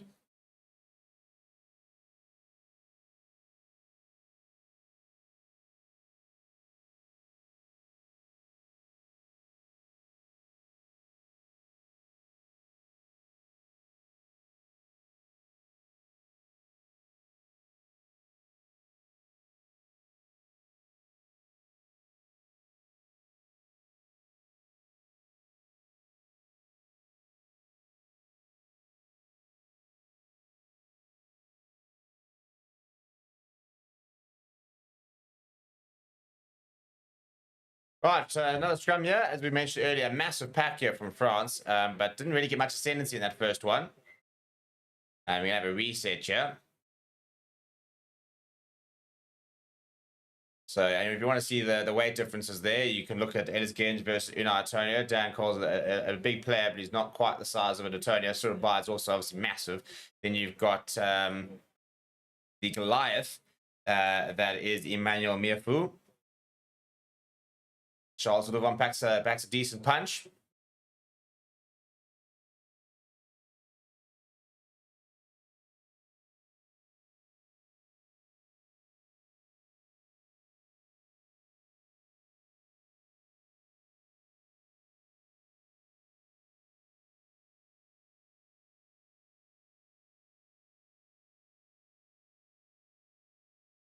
And it's got down there, Antonio. So it's actually a penalty for England, so that'll be a nice moment for Ellis Genge.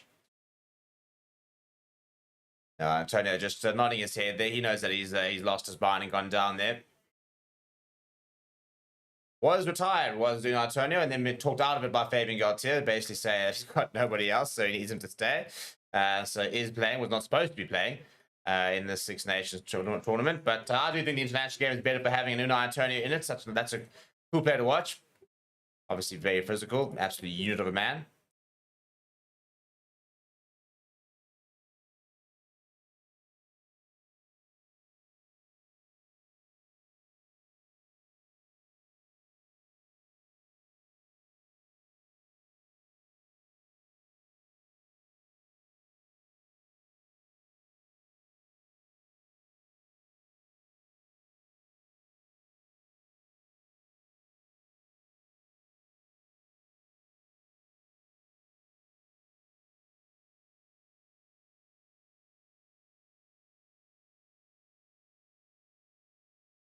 And with 4 seconds left on the shot clock, George Ford keeps his head down. It's a good strike from him, and that will be the first points of the game. Courtesy of the boot of George Ford. England will take an early lead after just under 12 minutes.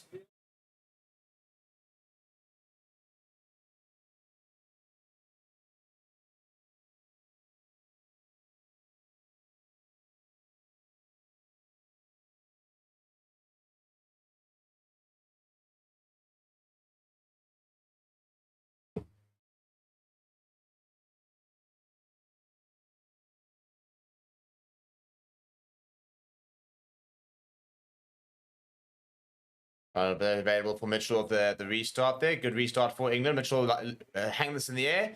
Elliot Daly's after it. It is allowed to bounce. Mario Toad's around there. It eventually goes back towards the French side. Damian Penner under a bit of pressure, getting the offload away to Thomas Ramos, who's done very well and gets away from a couple of defenders. Eventually, now he puts his head down. Ben Earl, however, has ripped it in the tackle, and then Alex Mitchell has spilt it. So it should, I imagine, be potentially an England scrum. I don't know if there was a knockout initially. Yeah, they've got the options here. Do England? I think they allowed all the scrum. Sorry, I mean France. Yeah, good work there from Benel to get his hands on the ball and rip it in the tackle. And Fabian Gaultier not happy, taking off his headset with disgust.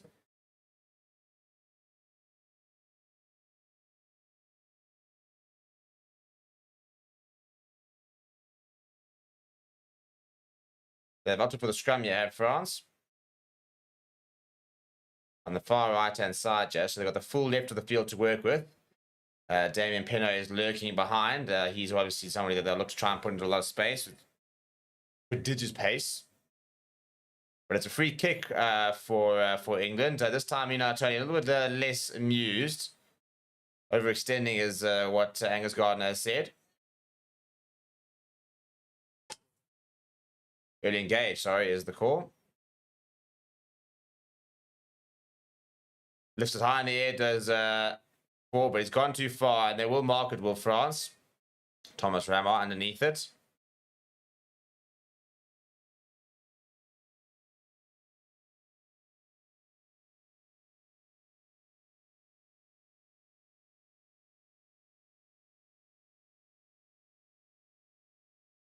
And yeah, I was just mentioning there, Thomas Ram's been playing a lot of 10, obviously with the injury to Romain Intermac, who should be fit for the mid-series tour. I think is the chat could be making his comeback towards the end of the top 14 season.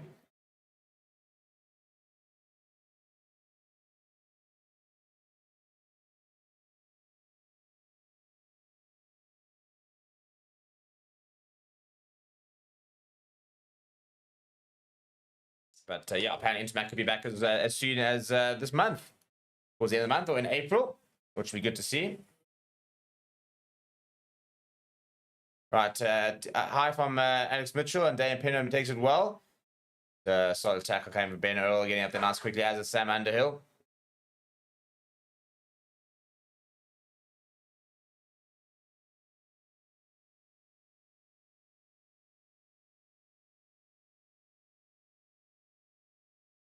Right, good kick there. Now Marcus Smith, first touch of the ball there. Almost getting away around Penno, who makes a good tackle. Now goes to Ellis Genge. Ellis Genge, brought down by Gregory Eldred.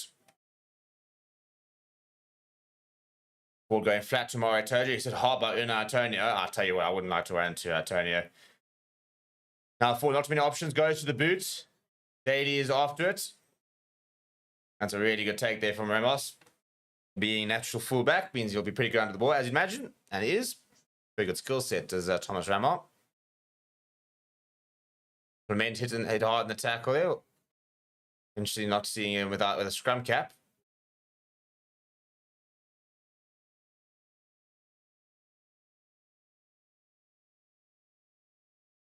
Maratoli being hold step back there, but underneath a good ball from George Ford, gives it away to Marcus Smith. Marcus Smith looking to run. He loves to have ball in hand as Marcus Smith, but it's a penalty because he's pulled in front of Julian Marchand, who's gone straight over that and won the penalty. Good work there from the hooker. Not sure it's the right option really from Marcus Smith to go himself.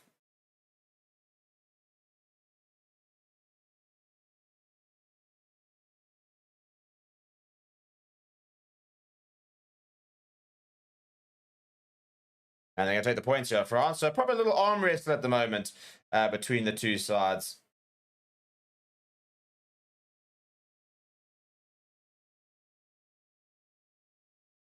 Yeah, it's a good tackle there coming from, I think it was Kroos who made it, and then Julian Marchand's over it very quickly.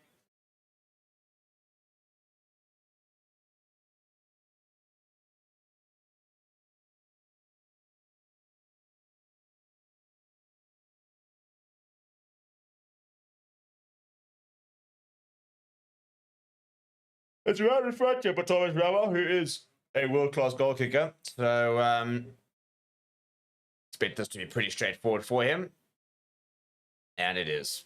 He is like a metronome. Is Thomas Ramar, one of the best goal kickers, probably arguably the best goal kicker in the world, I think. Definitely an argument for that.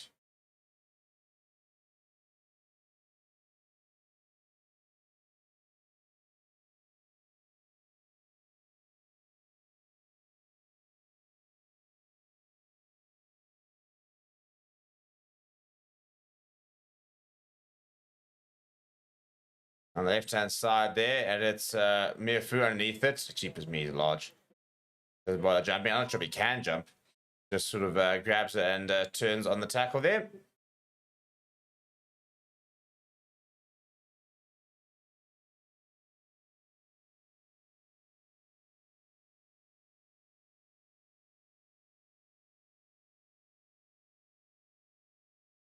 Yeah, so as they mentioned there, France actually won the under 20. I think it was last year, the year before, the 16 under 20. But the game was actually yesterday, where England beat France to win the Six Nations. They're beating out Ireland under 20s by just a single point. Scotland actually coming last in the under 20s. Italy coming fourth, by the way. Bit of space here for Gail Piku. Gets it away here. This should be a 2-on-1 situation. Shows the dummy there. Does the bar. Has he got all the pace? He's eventually ball, but a ball back inside. Another Legag. Oh, he's over. What a try that is from France. Coast to coast. Good decision making, good pace, good rugby, and the hosts lead for the first time in the game.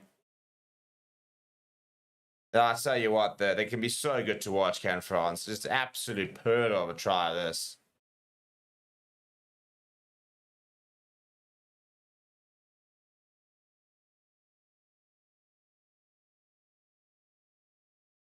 Oh, he's making Test look pretty easy at the moment, is Garrick, and France are close with the steal. And then this over here, very Alger, Thomas Ramos, and it's just running the hands really. Fiku with a bit of space, draws in a couple of defenders, pops it over there to Beerbar. Beerbar there, just holding onto the ball, then the ball back inside to Legaric. And straight into the substitutes he goes.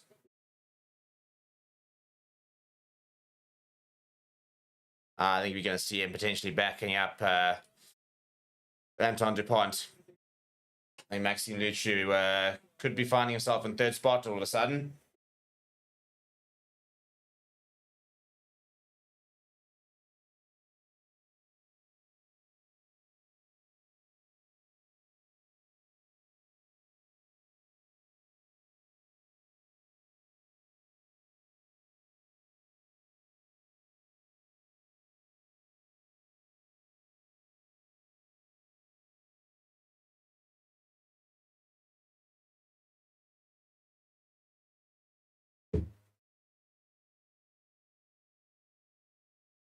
Right, 10 points to 3 after 20 minutes, and a bit of a mix-up at the kickoff there, and Debatere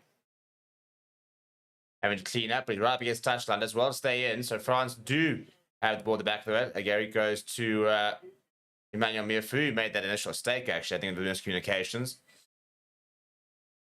And looking to clear now is the young scrum half.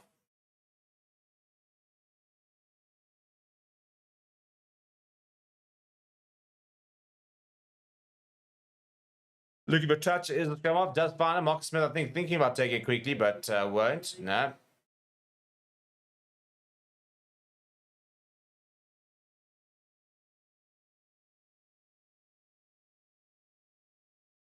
Darren George wants the ball there. I think they want to up the pace of play here to England.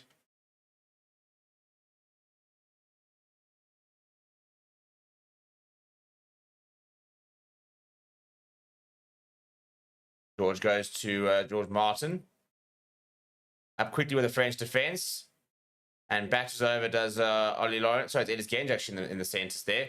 That's a great take on the bounce there from Henry Slade. Mitchell goes pretty straight there to Sam Underhill. Now forward, looking for options. Goes to Marcus Smith. Marcus Smith goes himself. Almost through a half gap. Almost lost the ball in the tackle as well. Mitchell, not too many options. Goes to the boot there. And I'll tell you what, he's done very, very well there. Difficult kick there for Leo Barrow. And he's pretty inch perfect.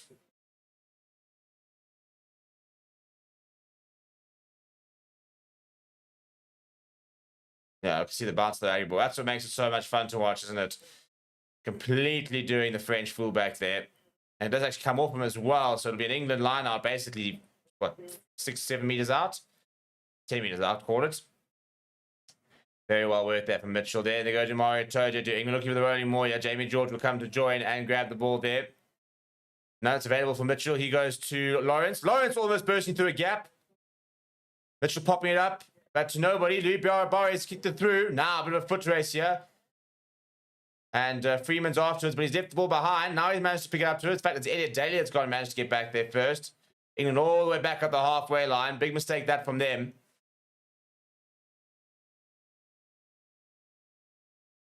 Ford just directing a few things here. Now Ollie Chesham.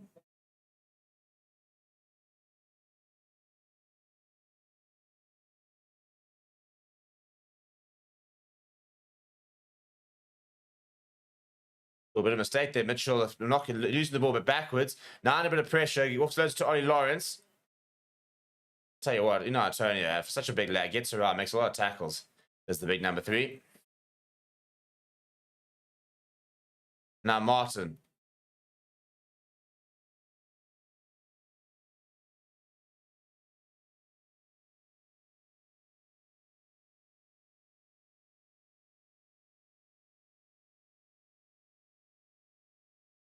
Right, now Mitchell going to the boot. And it's knocked backwards, but into the hands of Ollie Lawrence. And he's lost it forward now in the tackle. This is very messy. Now Mario Toja has hammered Leo Barrow. Now Penna's got away. He's gone away. He's got so much pace. Looking for the options. He's decided to go to the boot. BR Barrow wanted it. Has he got that pace? Has he got that pace? Marcus Smith will win the race. He wanted to go on the counter attack there, but Angus Gardner saying that he dotted it down. But I tell you what, so much pace, Pierre Barre, and after that he was, but really good pace being shown by Marcus Smith.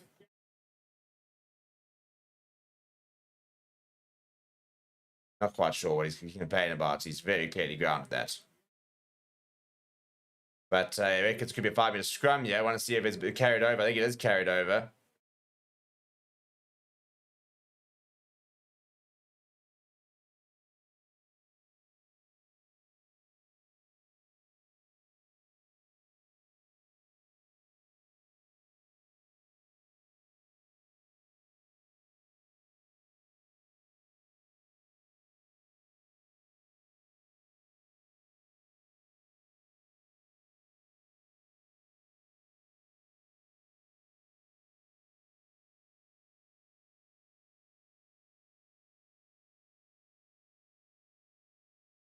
Right, so it looks like it's going to be a 5-minute scrum here for France, and it's exactly what they would want. Expect the ball not to be put too far back. The ball will be put into the middle of the scrum, and then they will just look to push it over. But Dan Penno here, you know, looking at the options here, you have plenty of numbers. I think is one thing I would say. I would have almost looked at the offload. I think kick maybe probably the right decision. Just checking to see, but he clearly picks it up and goes behind the line. Penno asking the crowd to wake up a little bit.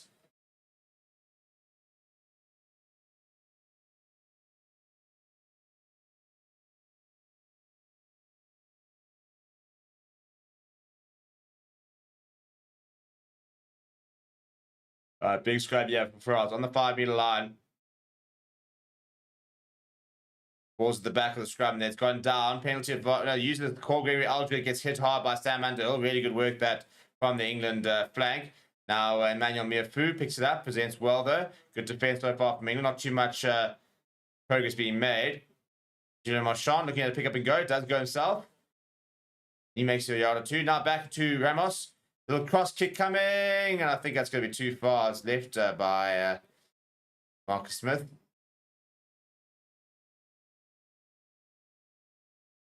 It will be a 22 dropout. I don't think Penno was particularly impressed with the kick across that from Thomas Ramos. With 30 minutes left in the first half, at the moment mostly with France.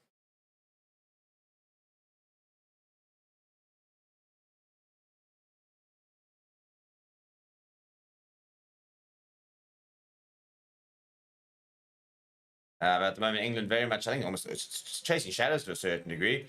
France, so they're having a couple moments here, a bit of change of boots here for Sam Underhill, deciding that the white ones obviously not bright enough, going to a pair of orange ones.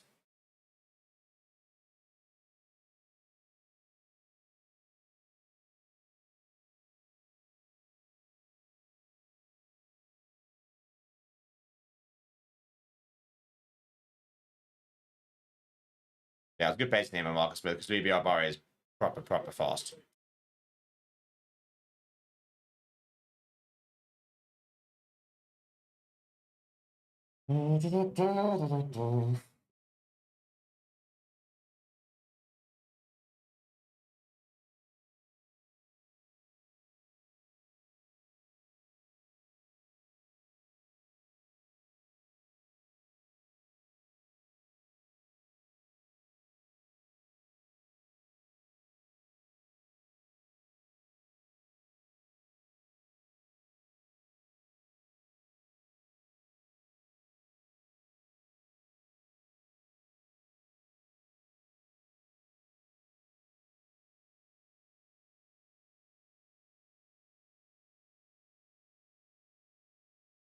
Right, so France now building from deep after the 22 drop out here.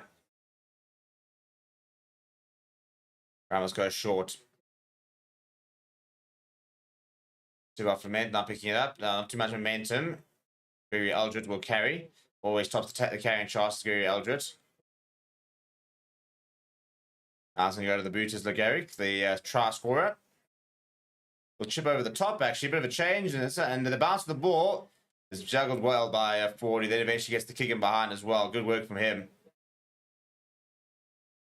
Here, Barry now. I think that's actually been charged down by Barry. Also, everybody's on side. Oh, Damien Pinto can't hold on. It'll be a knockout for France and England scrum. That charge down, putting everybody on side. And that almost worked out really well for France.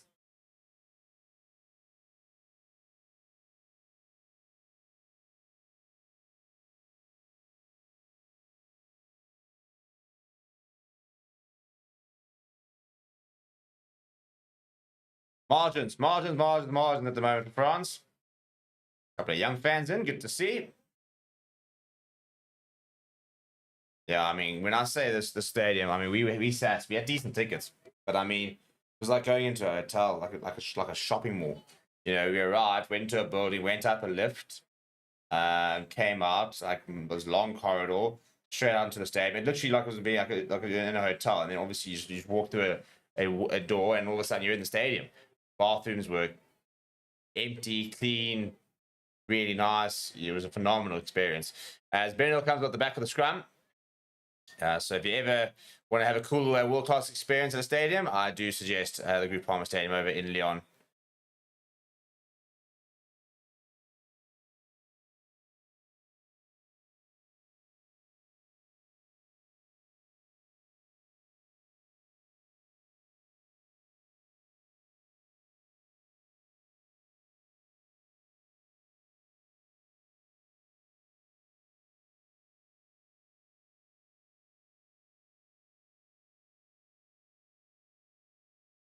Good work there. Good tackle there coming from Henry Slade. But they get to the gap there, and the offload coming to Charles Olivon, who's running away from his support now at the moment. Running it straight, though. Difficult man to bring down. Jamie George does the honours. Legaric goes short. Numbers, Ramos, chip over the top. Discharge down. Not sure it's the right option. Eventually goes back to Gail Fiku. He switches it to Aldred. Good tackle that coming from Sam Underhill. Now Marchand pops it up to Cyril Bai. Penalty advantage for France as well. Not too much structure at the moment. Ball comes loose. And eventually, as it gets Messi, the referee does blow his whistle and will go back for the penalty. Interesting decision you have here from France. They've got a 7-point lead at the moment. Could go to the corner. Could take the points.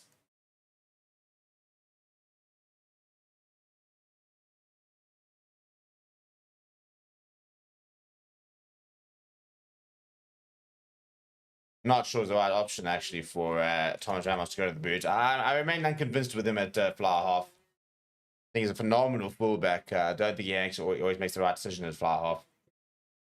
But yeah, so a win for France would put them on 15 points. A bonus win would put them on 16 points and into second place. If it's a draw, then Scotland will remain second. England at the moment third, but have won 3 games. So it would be interesting if France were to win this game. Scotland would remain above England despite winning a game fewer than them. I think Scotland only winning 2 games is pretty poor for them, although they were robbed against France. So that has to be factored in, to be fair.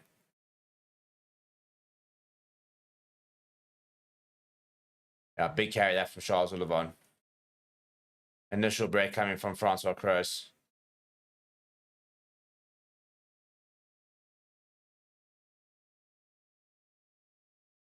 A bit of a break in play, yeah? When eventually we get back, it will be a France penalty. They are taking the 3 points. Shot clock is on. 18 seconds left for Thomas Remmers.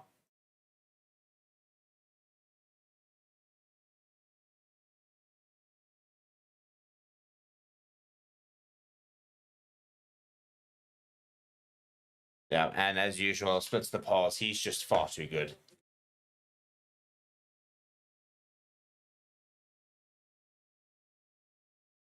Yeah, I'm almost a bit surprised by that. They had the momentum, but they opened up a 10-point lead here to France. We're going to the final 8 minutes of the half. England taking a while to get back to the halfway line. Definitely been the dominant side here, France, and England at the moment not doing too much right.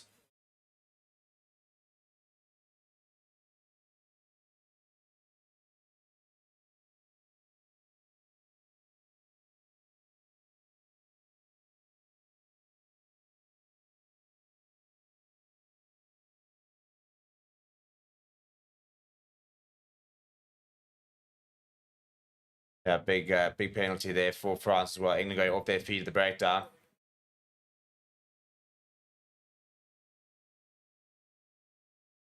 So as you can see, one feels that England are always on the back foot. I think that's a good point. Chat Sports saying gaps, and France are finding them. 300 meters made, by the way, from France already across 39 carries, 4 line breaks. That's really more than either Ireland or Scotland had in their game, and that's only 32 minutes in. It is again shaking his head. He's not particularly happy with something.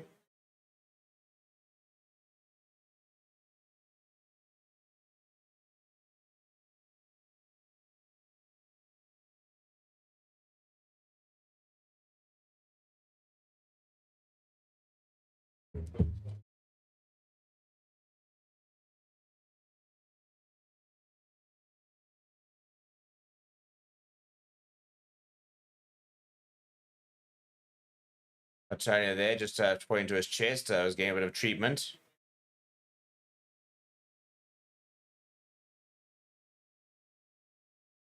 And the ball coming loose there, picked up by Look at the physicality there. I mean, bumps for Benero like he's nothing. So we're by now. France back on the front foot. Currie Eldridge just slowing down, then stepping away, but he's caught behind the advantage line.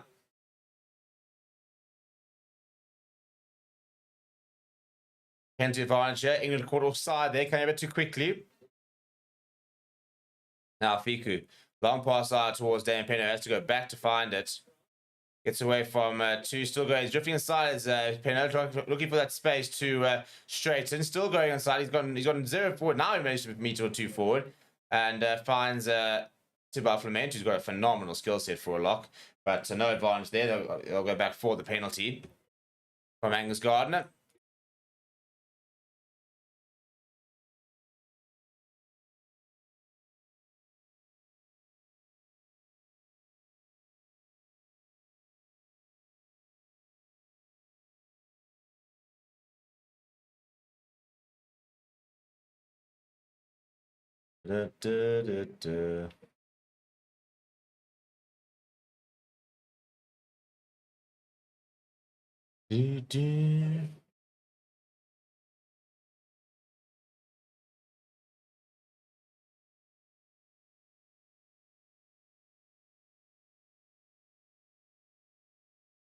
Right, and they're going to take the points here off France. It's on the halfway line. It's basically on the centre circle.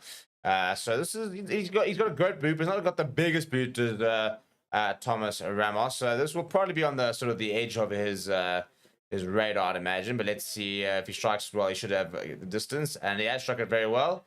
And yeah, a bit of a distance spare actually. So very, very good kick once again coming from Thomas Ramar, and 16 points to 3. France building a lead very, very comfortably at the moment. England need to find a way to stop bleeding points. Otherwise, it's going to just be one of those games.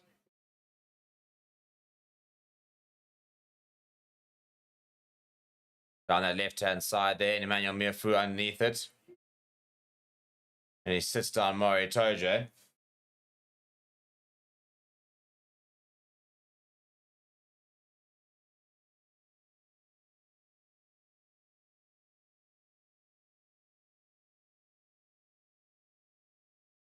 Not the best clearance there from Nagiriki. If he actually puts his hand up here, I think he knows he'd like to have gotten more perch from there. But look at this stage.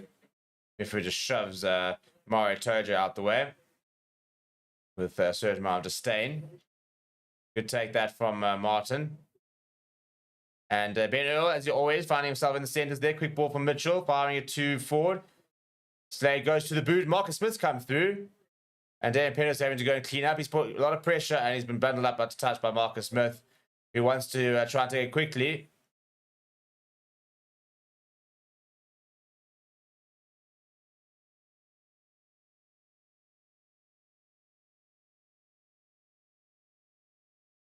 Right, so apparently a line-out shot for England. Can they hit back? A try for half time will be useful for them. It's on the 5-meter line. So it's a really good option there from Henry Slade, and good defense as well coming from Marcus Smith to get ahead, make the tackle, and force him out. So Jamie George. And it's Mario Tojo. They throw him up. Benel pushes it back to Gage, pops it up to Martin. And they've got a penalty advantage as well.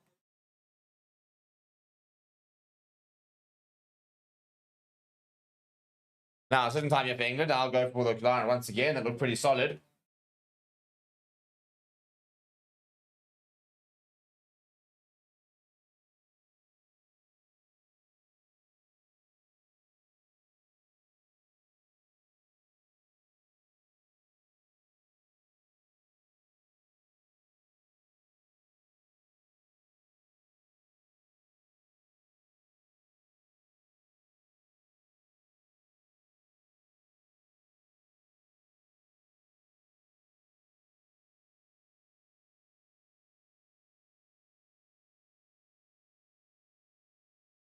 Good line once again. It's Chesson this time. Jamie George looking to receive the ball at the back of the maul there. Line over is the call.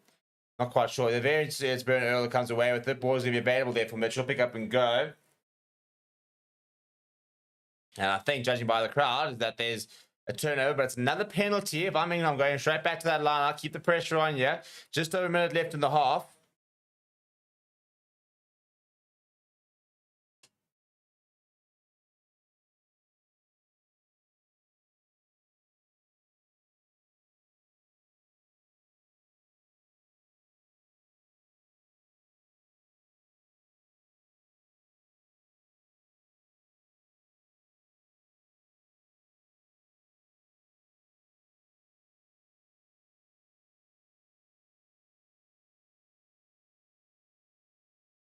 Yeah, this is the call from Angus Gardner as we've got the last 3 seconds, the last play of the half, really.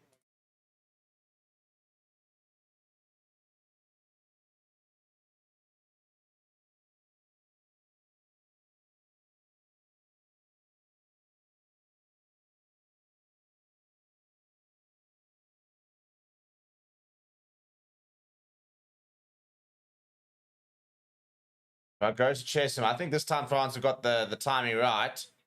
Looking for the rolling more, but they're going to have to try and split across if they're going to try and use it. No, Mitchell does use it. Goes to... Ollie Lawrence goes through the middle. Ollie Lawrence under the poles. A huge celebration from him, but that's a very important time to score for England. Just before half-time. We're on the brink of half-time, and it's under the poles. So George Ford will add the extras, and it'll be a 6-point gap at half-time. Really, really good work there. Slade just delaying the pass by a fraction of a second to open that space up for Ollie Lawrence. Talk about margins, and that's a great example of it.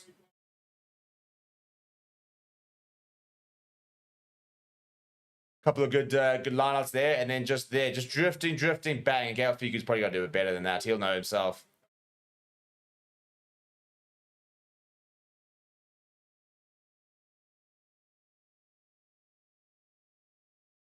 Very annoying time to score because now I feel like they go into halftime with the momentum. And there it is. Sean Edwards, you can see very frustrated with that moment. Halftime, 16 points to 10. France leading down in Lyon, but England with the momentum going into halftime. We'll be back very shortly. Don't go away. Please do smash like on the video, by the way, if you are new. And in the meantime, as we go into halftime, you can go and catch up with an interview I did with Libbie from Rensburg, who was recently named SA Women's Player of the Year. We caught up with her the other day, and this is what she had to say. Hello and welcome to Forever Sports for another player interview, and I am joined by Springbok fly half as well as Sevens player Libbie van Rensburg, who is currently coming back from injury and so has a bit of time to chat to us about her career. First of all, Libbie, how are you? And thank you so much for giving us your time. Hi Steve, I'm doing very well, thank you. Not a problem at all. It's always an honor to be involved with you guys. Cool. Right. So at the moment, we just saw the Sevens doing very well over the weekend, but without you at the moment. So before we sort of go through the career stuff like that, just give us a bit of an update, exactly what happened in Dubai and how's the return going from injury? So during the Dubai Sevens in December, I tore my groin. Had it operated in December, shortly after, about a week after the tournament, and I've been slowly going through the recovery process. Very exciting at the moment. I started running this week, so that is fantastic news, and we're sort of on the last stretch of my rehab, hoping to be back end of April if all goes well.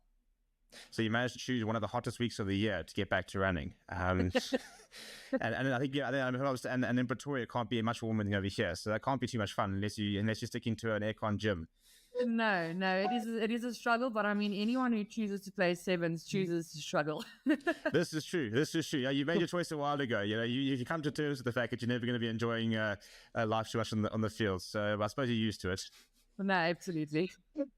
Right, so I want to take you back right to the start, because a lot of people obviously become a bit of a household name in the last few years, but from my understanding, quite a late bloomer in the rugby world. So. But a lot of people also, I think don't even understand how, sort of the women's career sort of starts and sort of where the avenues are and stuff like that. So where did it all sort of start? Back at school, what sort of sports did you play? Where did you get exposed? How did you sort of end up from right at the beginning sort of to playing professional rugby? So when I was in school, I was pretty much an all-rounder with sports. I did swimming, I did athletics, I did hockey. But the one sport that definitely made the difference for me was touch rugby. So we had a teacher at the school who sort of introduced me to touch rugby, and that was my first introduction to an oval ball. At that time, I also didn't know that women's rugby was a thing. It was never, promoted as much as it is today. So that was the only sort of exposure that I had with a rugby ball, was with touch rugby. And then when I started studying at the University of Pretoria was when I actually got exposed to sevens rugby, and the coach approached me and told me, listen, they're going to play in the Central Sevens in Paris if I want to go with for this experience. And of course, they called me hook, line and sinker just for the traveling to start off with. Yeah. So that was where I sort of got introduced to contact rugby for the first time. But with that said, I did play sevens for majority of my career leading up to now. It was only during sort of the end of my studies when I realized, okay, I'm going to have to become an adult, sort of. That horrible moment. Yeah, that horrible moment. I sort of thought, okay, it's time to, hang up the boots and stuff. And then COVID happened. And then during the COVID time was supposed to be the Women's 15s World Cup. And the Blue Bulls coach contacted me and told me, listen, I want to give the 15s a try. He thinks I'll have a good shot at making the World Cup squad, whatever. And I didn't really buy into it at first. I was never interested in playing 15s just because, I didn't actually know what the game was. I was just focused on sevens. Sevens was my only thing. But then after COVID, there wasn't any rugby happening, especially sevens. We couldn't tour, we couldn't travel, we couldn't play anywhere. So I thought, okay, well, locally, the only rugby that's happening is the interprovincial rugby, which was the 15s at the time. And I decided to give it a shot. And honestly, the rest is history. I mean, I played one season with the Bulls, got my call up to the Springboks, received my cap like a couple of months later. And honestly, my career's just skyrocketed from there. So it's been a really great journey.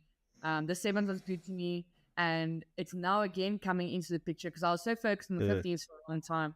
And then getting the call up back to the sevens, especially now leading up to the Olympics, is such an honor. And I mean, of course, what player wouldn't want to go to the Olympics? Yeah. No, I think that's very interesting. The fact that I'm going to talk about it a bit later. I think that the whole sort of link between sevens and 15s, and we've seen in the male game, but a very different sort of way of doing things. And I think especially the fact at the moment, whilst we're still growing our resource, the fact that we sort of split the resource between 15 and sevens, I think is a very interesting move by SA Rugby. But let's go sort of, from touch rugby to contact rugby. Now, we all had that moment. We had our first sort of rugby match, and you're very excited. The first match goes well, and then you start playing, and you start wondering that this actually hurts. This is actually quite different from sort of playing touch rugby and around at home and stuff. What was that like? Because most people would sort of go through playing contact rugby from quite a young age. Was it quite a shock to the system, or was it something that you actually ended up really enjoying quite early? No, look, it was definitely a shock. So going into the sevens, I thought, okay, 7 minutes a half, that's nothing. Touch, we play 20-minute halves, rolling subs. Like, I'm quite a fit person, always been quite fit, so 7 minutes is going to be a breeze. Little did I know how famous tough last words sevens actually is, and I didn't really prepare myself physically as well as I should have. Played the first game, got absolutely smashed. And I came back home and I was like, nope. That was it. Not for me. No, it was great. Paris was lovely. First time traveling overseas, but I was like, no, this game is tough. It's not for me. And then a couple of months went by. I didn't play sevens. Then the coach phones me again. And he's like, listen, Tux is going to play in the Dubai sevens in December. Would you like to reconsider trying this? And I was like, well, I've never been to Dubai. Yeah. Let's go. Let's see. I did, obviously, leading up to that, I did have a bit more time to prepare a little bit better. Yeah. I went in a little bit stronger, a little bit fitter, more mentally prepared to what it actually means to be tackled and to tackle. And the rest is history. So what you're saying is we've got the international calendar of sevens rugby to thank for the fact that you're still playing. Yeah. No, definitely. And then the transition to 15s. If anybody's played rugby, 15s. We used to do it at school. You played 15s, and all of a sudden you'd have sevens on the Saturday, and you'd think you kind of be fine. And it's like two different sports, really. How difficult was it for you to adapt to the 15s game, and what were sort of some of the small things that you sort of noticed going into 15s compared to sevens? Look, definitely, there's a massive difference. Anyone who tells me that rugby is rugby obviously hasn't played two separate codes at such a high level. But going into the 15s, honestly, I just winged it. I didn't know what I was doing. Especially coming in at fly half.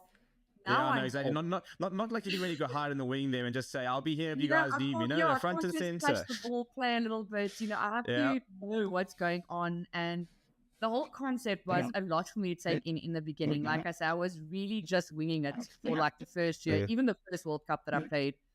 I didn't really know what I was doing, to be honest with you.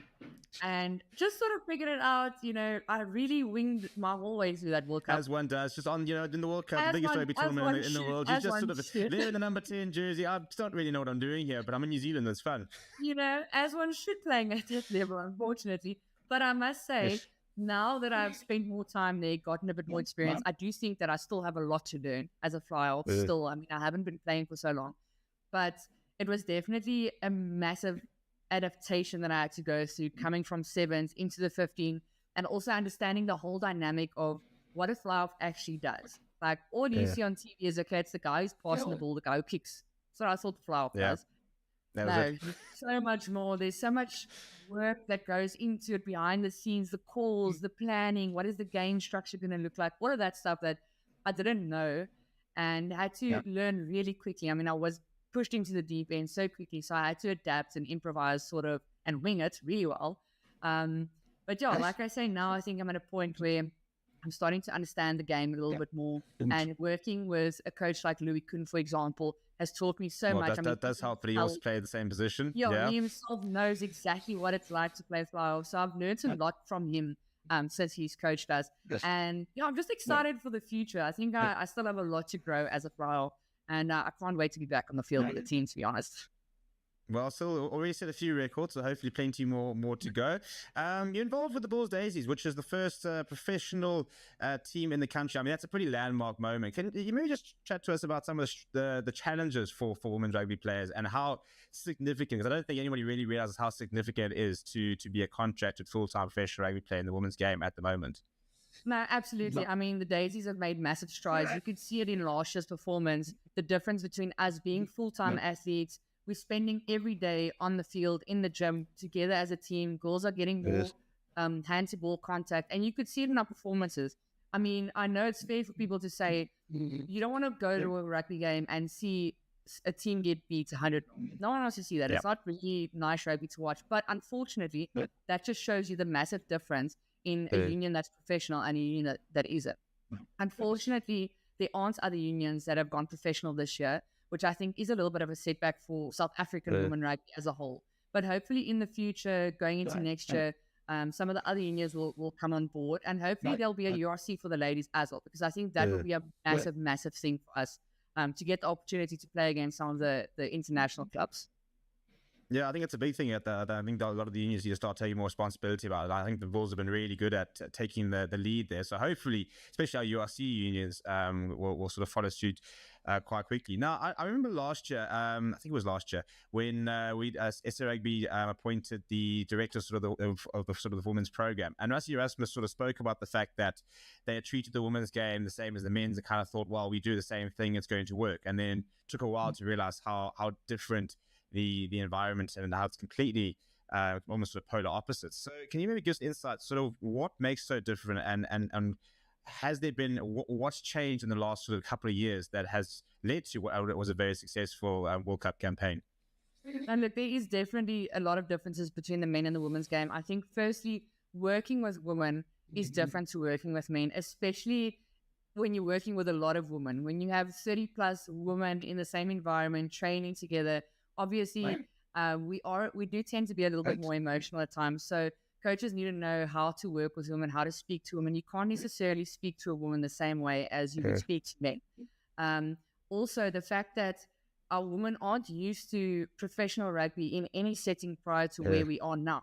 So where a young boy might have been playing provincial rugby at under 16, under 18, moving up to the ranks, they sort of grasp the idea of what it's like to be in a professional environment, what you can expect from coaches, how they speak, how they manage, and such things. Where for the women, a lot of the time, it's their first experience playing professional rugby when they come into the Springbok setup. So they don't know that sometimes a coach is going to speak a certain way. And I think in today's times, people can be very easily offended as well. Where unfortunately, working in a professional sporting environment, you have to be able to understand that it's not always about your feelings. So that's something in the women's game where I think coaches and managements have had to adapt, and they've done it really well, especially if you look at the last year that we've had at the 7s and at the 15s. You know, we've seen such massive strides, and I think it's just because of the people that are working with the ladies. Because at the end of the day, we're still the same players. We're still the same full group that stayed together. But the performance has increased so significantly over the last year and a half. It has to come from somewhere, and I think it is filtering through from the top down into the players, through the management. So it's great to see that happening, and hopefully we can continue on this trend going into the future. I think it's a very interesting point, the fact that, you know, as he's mentioned, you know, by the time you've got in the men's game, even by the time you get to, you know, Varsity Cup or, you know, and young guns, you know, these guys have been playing at a good level, solid level, have had all of the coaches for, you know, 13, 14 years. Do you notice that sort of sometimes there's almost a bit of a skill shortage when you have, for example, that Springbok camp and you've got new faces in the camp and it's their first time? And is there quite a bit of a notable difference of sometimes that skill level or sort of deficiencies in some of the people's game, which obviously they have to catch up quite quickly?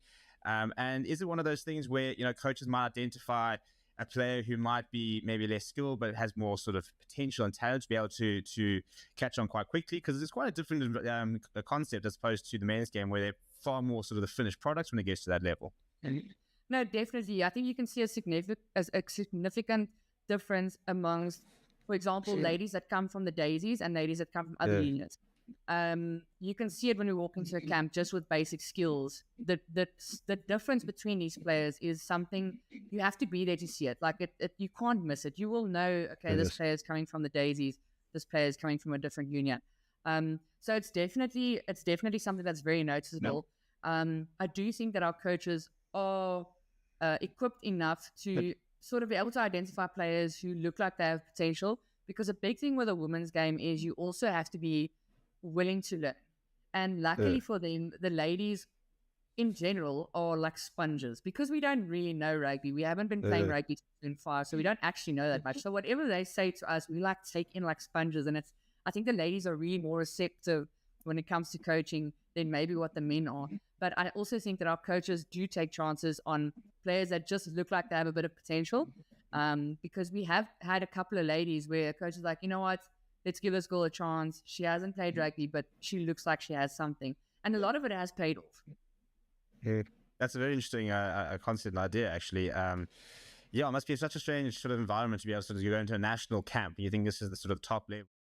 Right, and we're back for the second half, and it is France leading 16 points to 10. But very importantly for England, they scored a try on just before half time, and that has given them a bit of momentum going into the second half. One try apiece, 2 penalties currently separating France from England with that 6-point lead. France got much better than England in that first half, but again, that try right towards the end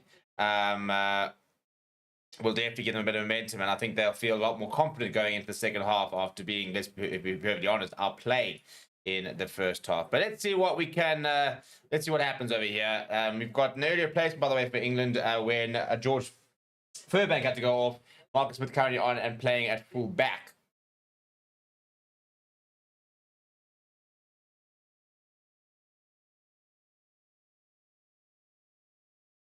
Try scorers at the moment are Ollie Lawrence and Nolan Lagerrick.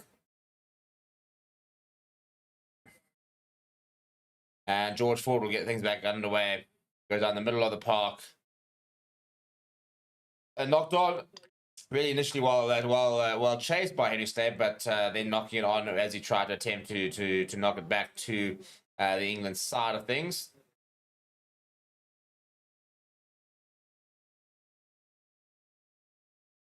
Now Lagerrick. Very nice clearance from him. Been very impressed with number 9. 36 meters gained there. And you can see Slade getting ahead of Thomas Ramo, but not managing to hold on to it. And the Junior Marchand coming away with it.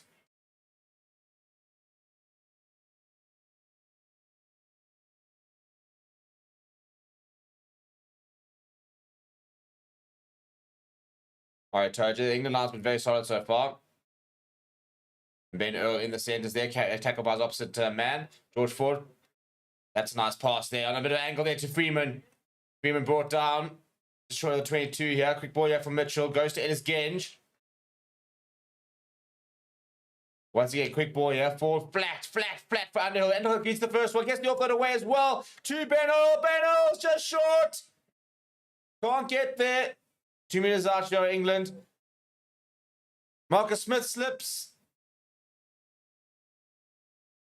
Mitchell now, England need a bit of patience. Jamie George, the captain. Mitchell goes himself. Ollie Lawrence looking for a second. And I think he's over. He is over. What a try that is. Ollie Lawrence with the brace. England, well, I'll tell you what, that's a start. That's a proper start. Such good tempo and line speed here. That cut-up pass there from Slade to Freeman is what really creates that momentum. Yeah, just drifting there. George Ford, nice and flat as well to Underhill. So Ford playing a nice good part in that try. Better with a really nice run. Just short. And then bang, comes back inside. And it's Lagerrick who can't start. Just goes down, has an opportunity to place, gets over the line. First try of the half goes the way of England as Johnny Wilkinson watches on. Kick to come now from George Ford.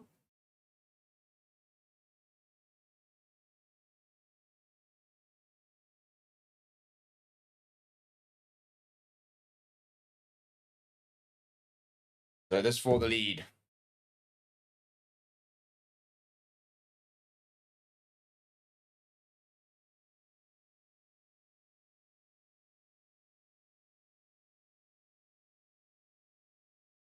No touchboard, no changes at this stage from what I've seen. And that's a brave shot. One of the French fans indicating a tear on the cheek there. I think it's actually the English fan. I'm not quite sure what the point of that was. Anyway, 70 points to 16. It's a 1-point game. England with the first try of the second half as Thomas Rammel gets things back underway. Going pretty deep down that right-hand side. Good take there for Mitchell. He's got a bit of time to find a clearance.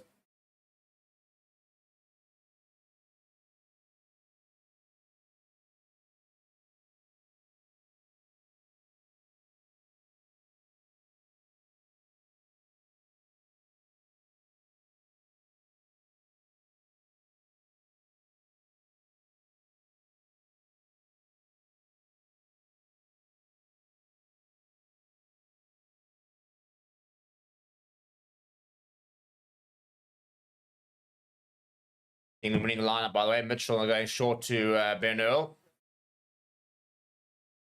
Safe to say he's won that number 8 jersey for the time being.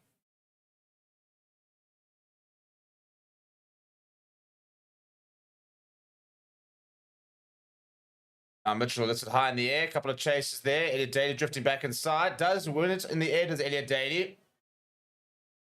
And eventually managing to dive to ground as well. Mitchell firing out to Ford. Ford seeing a bit of space on that right-hand side. Barry's got space to cover because this is for the 22 area. The ball, however, bouncing up well for the wing, who kicks it away but doesn't find touch. Marcus Smith's going to be able to run onto this. He's got options as well. Sell the dummy. Gets away from one, but runs into a bit of a brick wall of Gail Fiku and Tepote. Mitchell now. Space for Freeman. Has he got the pace? Let's come back inside. Throws it back inside and it goes into the hands of Thibaut Clement, who throws it to Sarah by. Long pass out wide from France. And popping over there from Olivon and, from Aldred. And eventually the Nagaric will go find touch. Elliot Daly on the left-hand side. They're very, very well worked in the end by France. Good composure. A couple of nice little pops and offloads.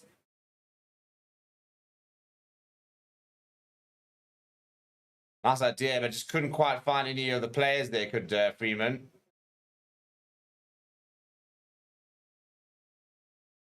Yeah, I think could have just taken the contact, to be honest.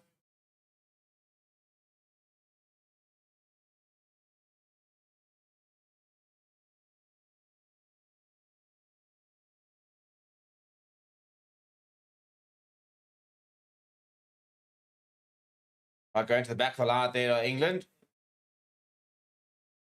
Popping up there. Ben into the gap. He's got Marcus Smith for company. Marcus Smith says he's got the pace, steps inside. Marcus Smith into the corner he goes. Well, that is special from the youngster. On at 15, over the try line he goes. England with their third try are absolutely smoking this half. 11 tries for Marcus Smith in his early, still blossoming Test career. Whereas that little offload there from Gaines. Bennett was breaking through the middle there. Looking for options there. Gives it to Smith, who steps back inside of Dan Pino. Yeah, that's filthy. Filthy. Good line out as well. Let's see, I've been impressed by the England line out.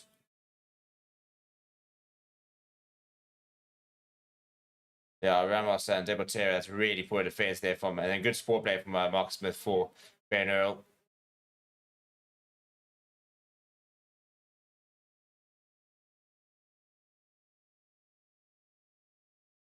This is a proper opening passage to play from England. Scores forward is 3 from 3 so far.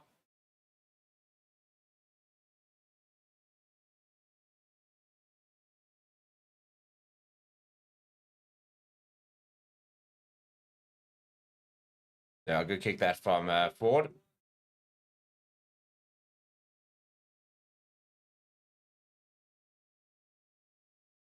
Great step back inside there from Marcus Smith. Completely dust Damien Pinner.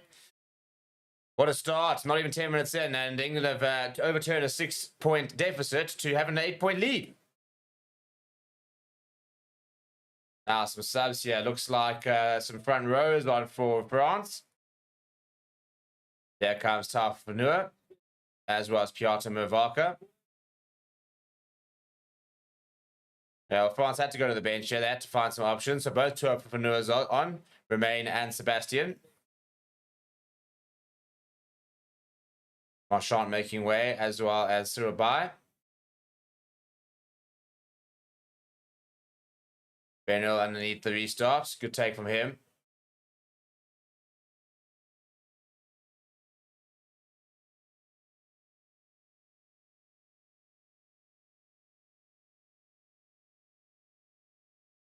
Benched here. Mitchell managed to get to the back.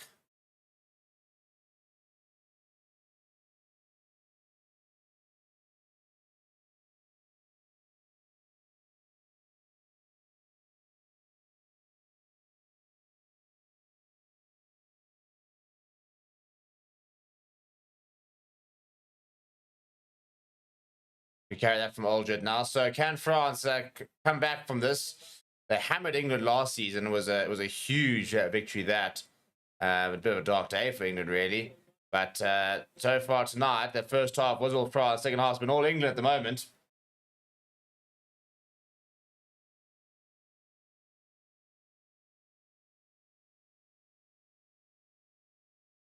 Bit of the top there from Nagaric, and it's got well marked there from Ford. Good option for him to do take.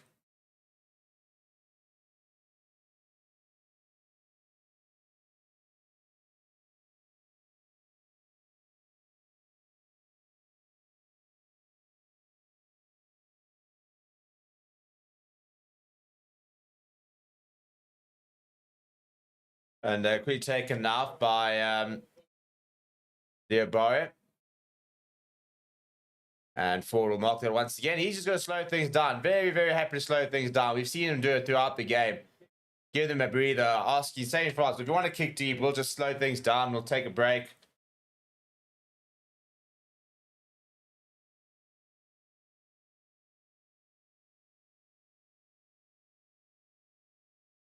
And then we'll pump it downfield. And France back inside their own half with us with the line-up. So it's good tactics though from England. There comes Joe Marler being ready by for England. Give you a second sub of the game. Here comes a complete new front row, actually. Here it is. So Will Stewart, Joe Marler, as well as Theo Dan onto the park.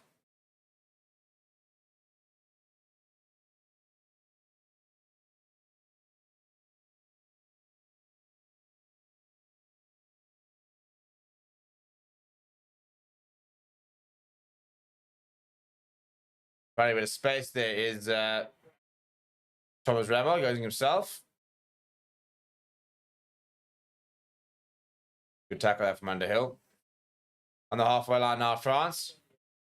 Antonio still going with that diesel engine of his. Penalty advantage here for France. And the big remain tough for Nua. He's his first carry.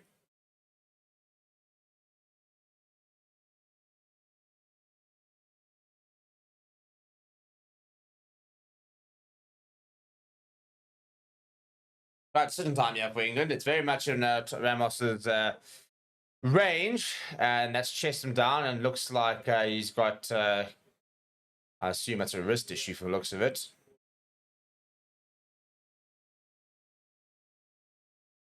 And they're going to go for a touch here, our France. Looks like Ethan Root's going to come on as well. They're looking to try and up the ante here with their subs.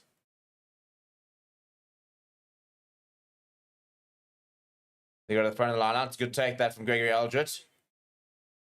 Good line first up from Murvaka. Now they've got a bit of a run to do the French. Still going, being backed up by Tour Fanua, but Murvaka's lost the ball in contact. Tojo's dived onto it. The turnover ball here for England. And England get the penalty as well for hands beyond the ball. Gregory Aldrich, a wry smile. He can't believe it. Big moment that from France. Lots of momentum, and yeah, just Murvaka was so good in the World Cup, not able to hang on.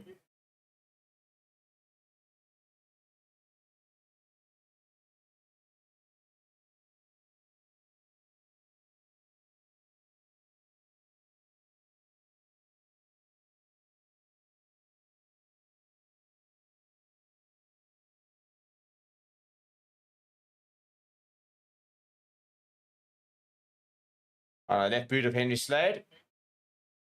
They get up towards just before the halfway line.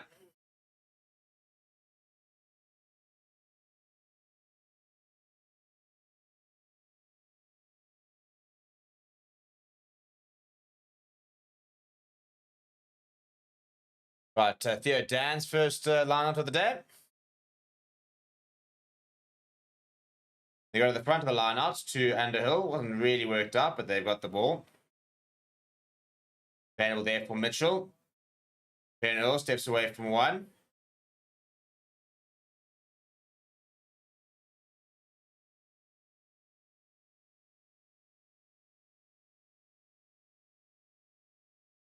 Mitchell going to the boot, lifting it high in the air. The ball comes loose, falls to Antonio. He throws back towards Libbie. He sends it downfield. I guess George Ford underneath it. It is George Ford underneath it. He's got a bit of time now and a couple of options. Lifts it to the boot. Marcus Smith's going to give chase. And it's a penalty against Marcus Smith for taking out Thomas Rama. There's a bit of a rivalry between these two, Marcus Smith and Thomas Ramos. We saw it in the club game between Harlequins and Toulouse. So good to see a bit of inter rivalry between the two players.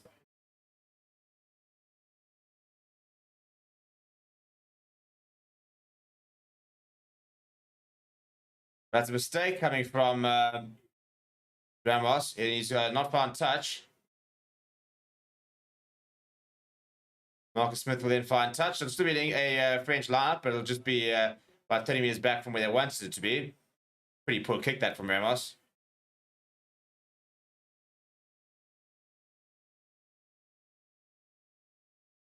Right, so Chesham does come on. So I think it's Ethan Roots is on to the park. Or is it Alex Donbrandt?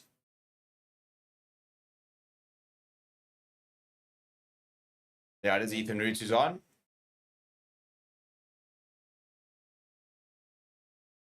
Number 19 over there, the scrum cap. Ball's eventually available for France. Legary goes to Antonio. There, Dan getting involved. Back on the left-hand side there. Pick up and go from Tuafanua to Gael Fiku. This is a bit better from France now. Short to Flamen. Good tackle that. Now Charles Ullivon runs into George Ford.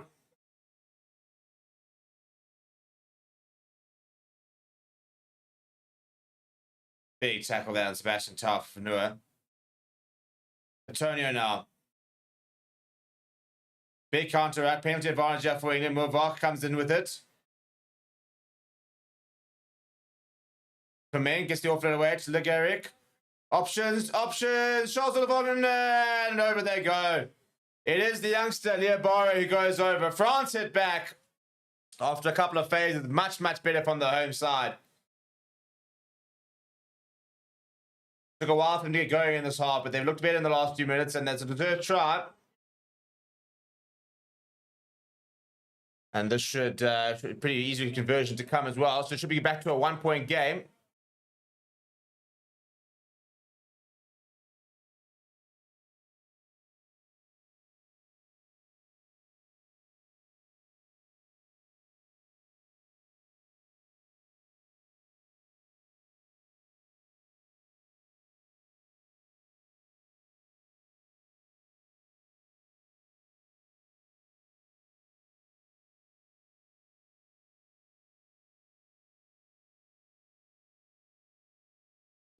There's a France knock on there. I don't think so, mate.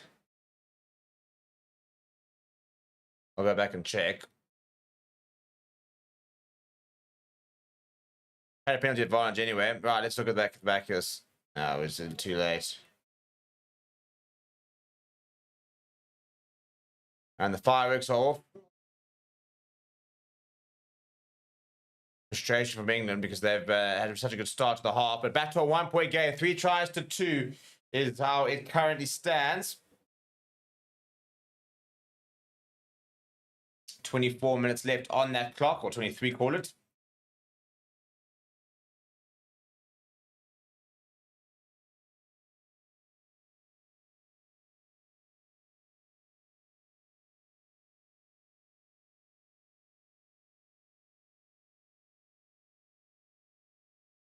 Antonio, you carry from him. He's still going. I expect it to be a pace the next sort of 10 minutes, I'd imagine.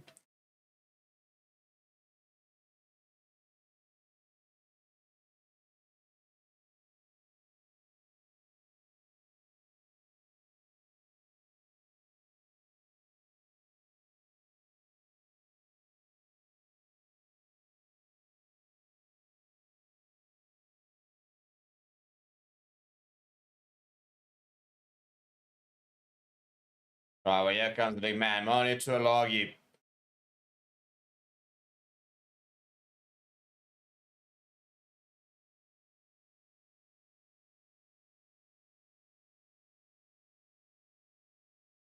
They go short to France, back to Muvaka.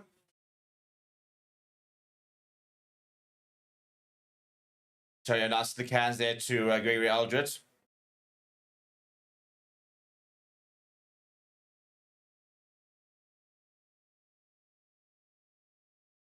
nice little moment. Joe Marler just standing in the way, and Sebastian Toffmanor smashed him, and they're having a bit of a chuckle about it in the ruck.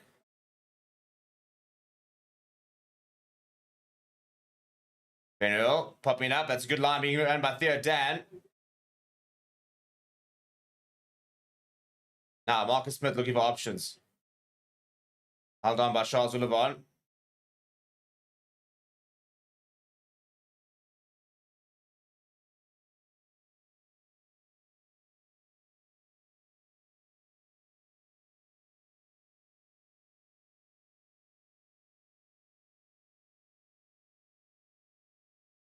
Right, slowing things down here. Mitchell's going to go to the boot.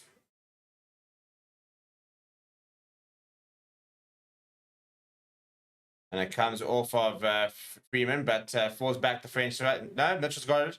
Chips over the top. Does Mitchell? Nobody home. And Perez going all the way back. And Ramos will find touch. Well, they quickly will forward. No, thought about it, but opted against it. Right, man. Manu Tuolagi, I'd imagine on for Ollie Lawrence would be the obvious substitute. Scored 2 tries, but difficult to bring him off. But that would be the like-for-like substitution. Oh, he is on his Manu Tuolagi. The question is, what's for who?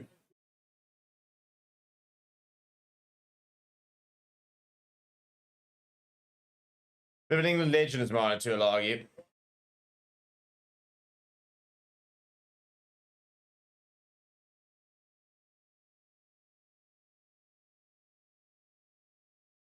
Coming to the end of his career, I reckon, Manu Tuolagi. He's so injury prone, obviously, 32 years of age. Set to leave and make a move at the end of the season. British and Irish Lions cap back in 2013 as a youngster. Oh, bit of a slip there from Daly. And what's on to Speno? Offloads to Fiku. Fiku's going to go in there. France back in the lead. From nowhere, really. What a costly slip that is from Elliot Daly.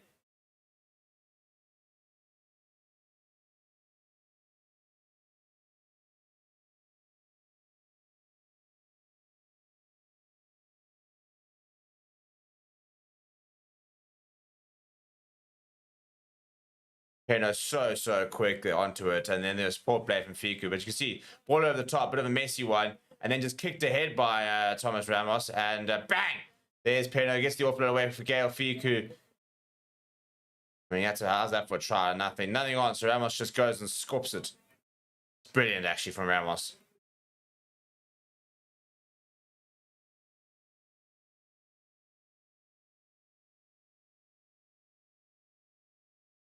Well, it looked promising for England, but all of a sudden France are back to looking like the better side. They're taking the lead with the kick to come from Thomas Ramos. Taking his time, yeah. 3 tries apiece. This to make it a 6-point game once again. Same margin there was at half-time.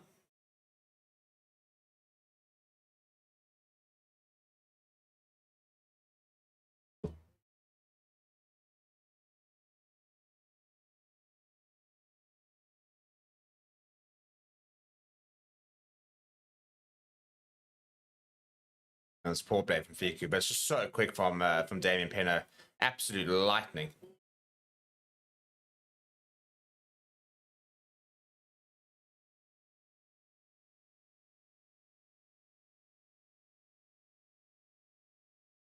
Right, 30 points to 24, and we've got 19 minutes left, and that's another sub for France.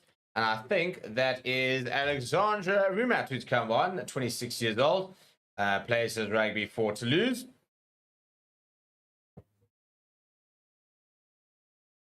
Not too many French captains. I think he actually made his debut this year, actually.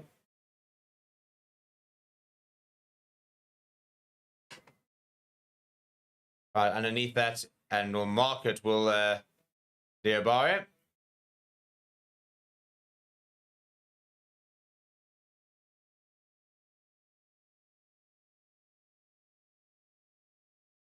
Right, so 18 minutes left on the clock. Henry Slade was replaced by Manu Tuolagi. So we'll see, assume. But to be fair, I mean, both Lawrence and Tuolagi can play outside centre. So I'm interested to see which way they've lined up here.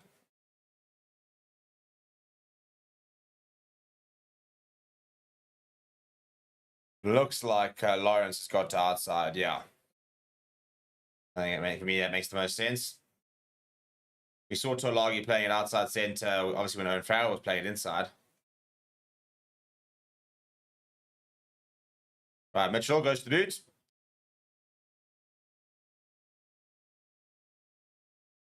That's a bit of a messy one, but it comes back to Friend. Crowns on the 10-meter line.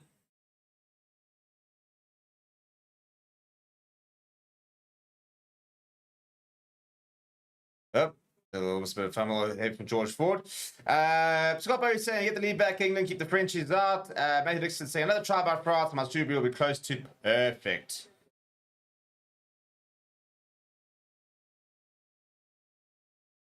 Do. Da-da-da-da-do. Da-da-da-da-do.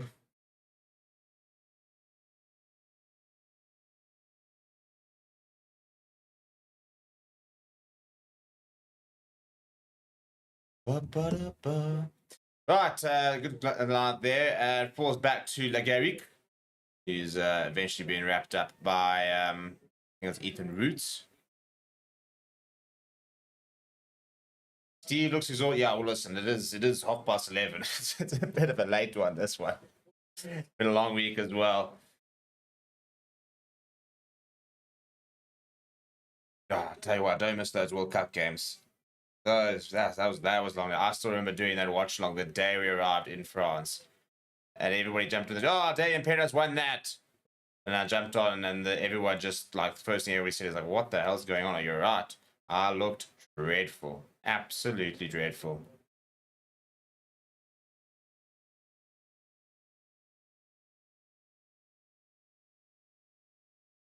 Good work there from Tough Panel, but good defense so far from England.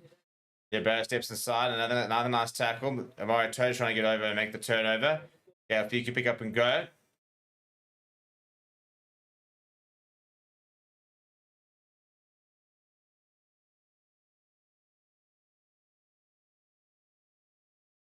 He's been so involved so far as Damien Peña in the second half.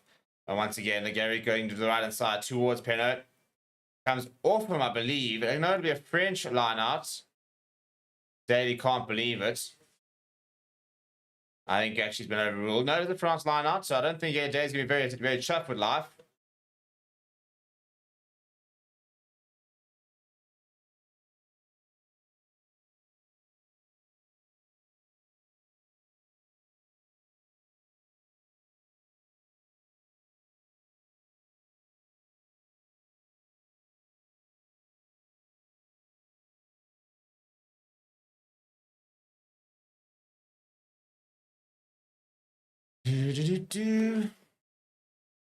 Yeah, I was thinking about a point that I think England. I like to see the replay actually from whether to see. I thought it came off Damien Peña, but the referee reckons coming off Elliot Daly was not particularly impressed. Anyway, France on the front foot, but he's left that behind us, Gregory Aldred, and it has gone forward, and it will be a England scrum. Story's been saying it's okay, Steve. You're looking great. It's heavy workload. Yeah, 10 o'clock kickoffs are brutal. May looks to say can't wait for the 2031 World Cup in the USA match at 3 in the morning. Ugh. Yeah.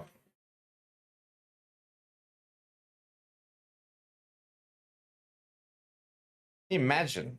I mean, it's like 5:30 there for in like Washington.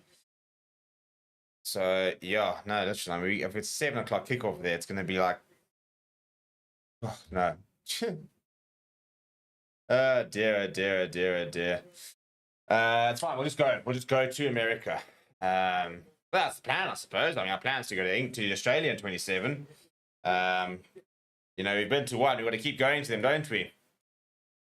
And it's only thanks to you guys that we did get there. So if you are new to the channel, help get us to the various World Cups by subscribing. Maybe become a member if you'd like to become a member. Every small bit counts. Yeah, I've been to one World Cup and we hopefully go to some more in the future as well. Hopefully some other sporting events. At least there won't be a language barrier in the USA. Hopefully the round will be a bit stronger as well.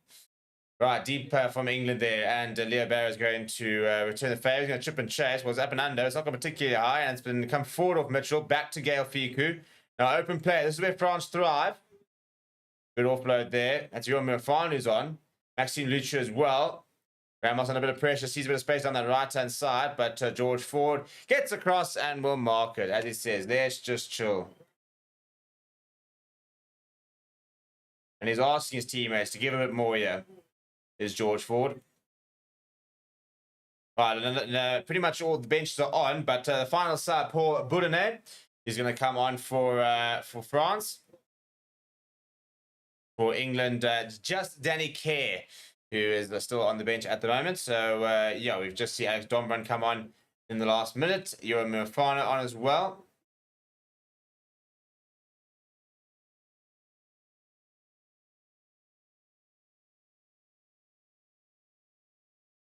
Good offload that from the ground there from Gail Fiku. Right, Mavaka.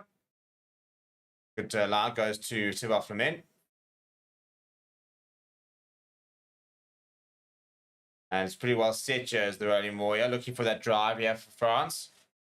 Eventually goes down. Maxime Luchu waiting for the ball to appear.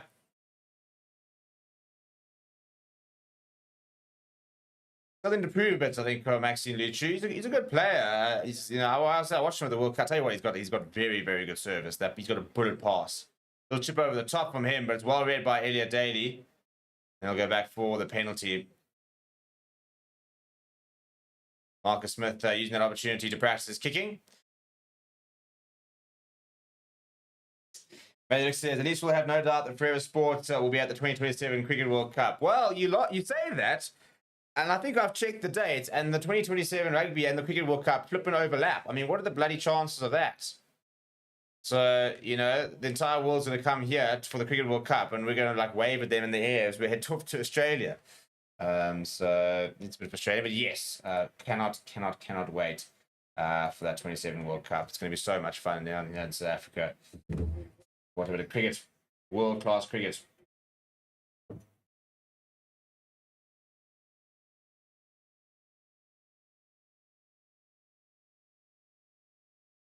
Right, so here comes Danny Kerr. I think he's just run onto the park. So Alex Mitchell departs. That is the entire bench on for England, and I'm seeing a 21 jersey on for France as well, which is Paul Bourdonnais.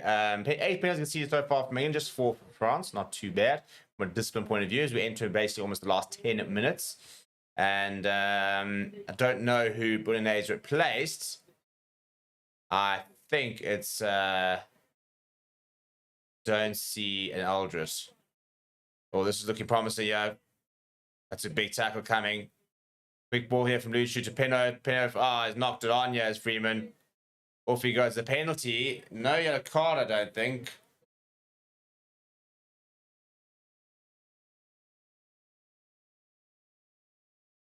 The penalty. I don't know if he's going to see a card. Yeah, we might see a card. Angus Gardner's going to go upstairs, I think, and check. This could be a potential card. Depending on this is a potential try scoring opportunity.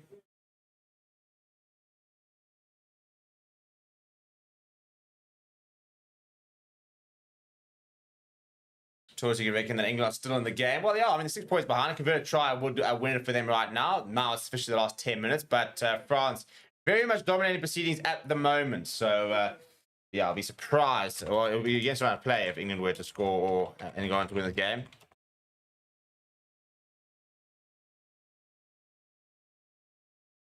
We're checking here to see if it's a genuine attempt. This could be a yellow card here.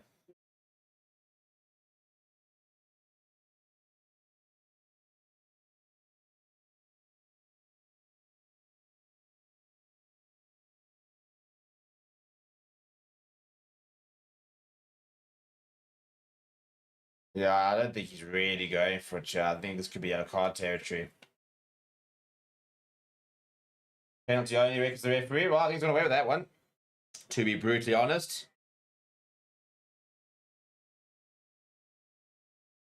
No yet cards as of yet in the game, and that will continue.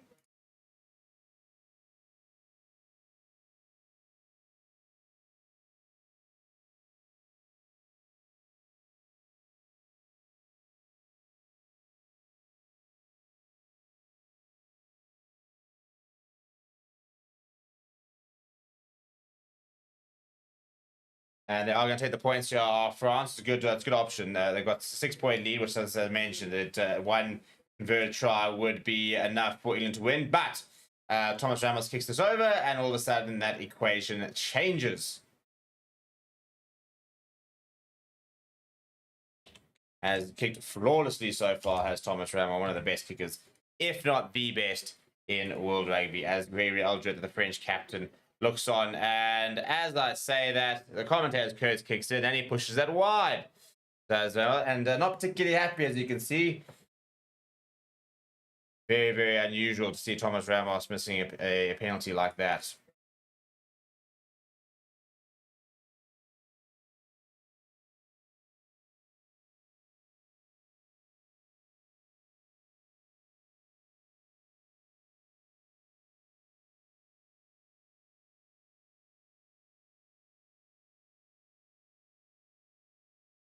Right, so 8.5 minutes left on the clock. 6 points still the deficit.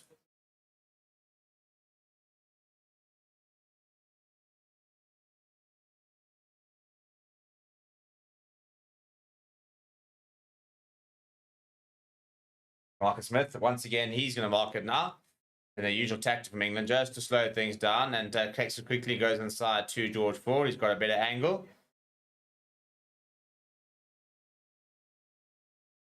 And France also, no need for them to really up the ante here. They've got the lead. They're not chasing the game. Matt says, we could send Carl and Reed to the land down under, and the real stars can be attendants to the cricket. Well, there we go. There we go. Yeah, we'll get the merch going. We're actually meeting on Tuesday, and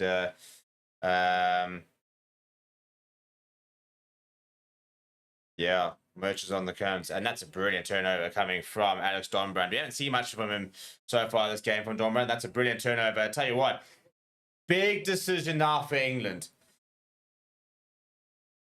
And I think they'll go to the line here. There's 8 minutes left, six points deficit. It's very much in George Ford's range, but I think he's saying to Bernal, no, he has to go for the corner.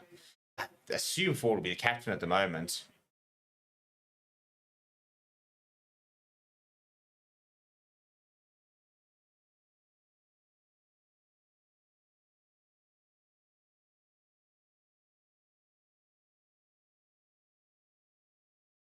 The youngsters into the stadium. Good to see the next generation of fans. Right, big opportunity this for England with less than 10 minutes on the clock. As it stands, France will go into second. England in third. Scotland down to fourth. Mental to think that Scotland are going to finish fourth in the Six Nations, and I thought they were potentially going to play today as potential title contenders. But it is the way the cookie crumbles. Monitor log. You haven't seen much from him since he's come on, yeah?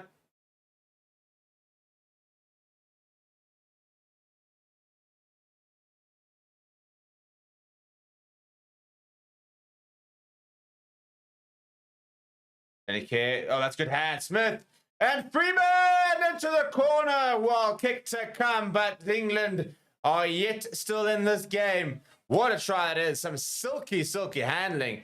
And Freeman goes over with a huge kick to come from George Ford. And we're in for a nail-biting finish, I reckon.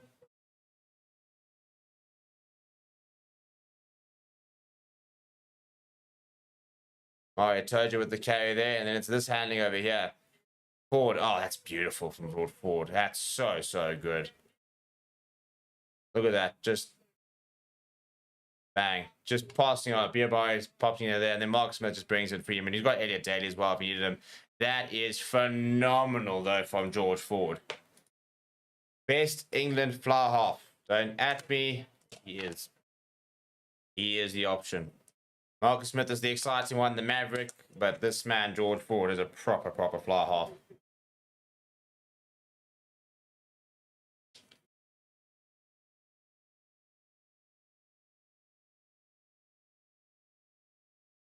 Right, huge kick to come. This for the lead. And he slotted it. He's absolutely nailed it. 2 points is the lead now for England. 31 points to 30. What a game this has been, by the way. A bonus point for England.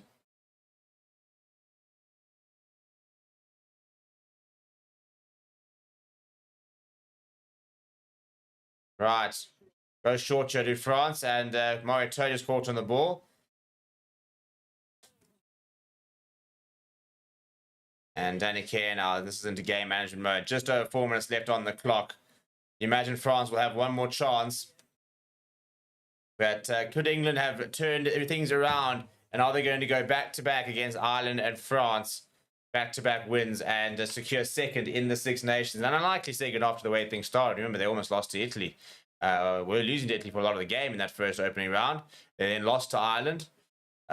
So, yeah, after all that, it could actually end up being a reasonably good Six Nations for England. Would have lost just the single game.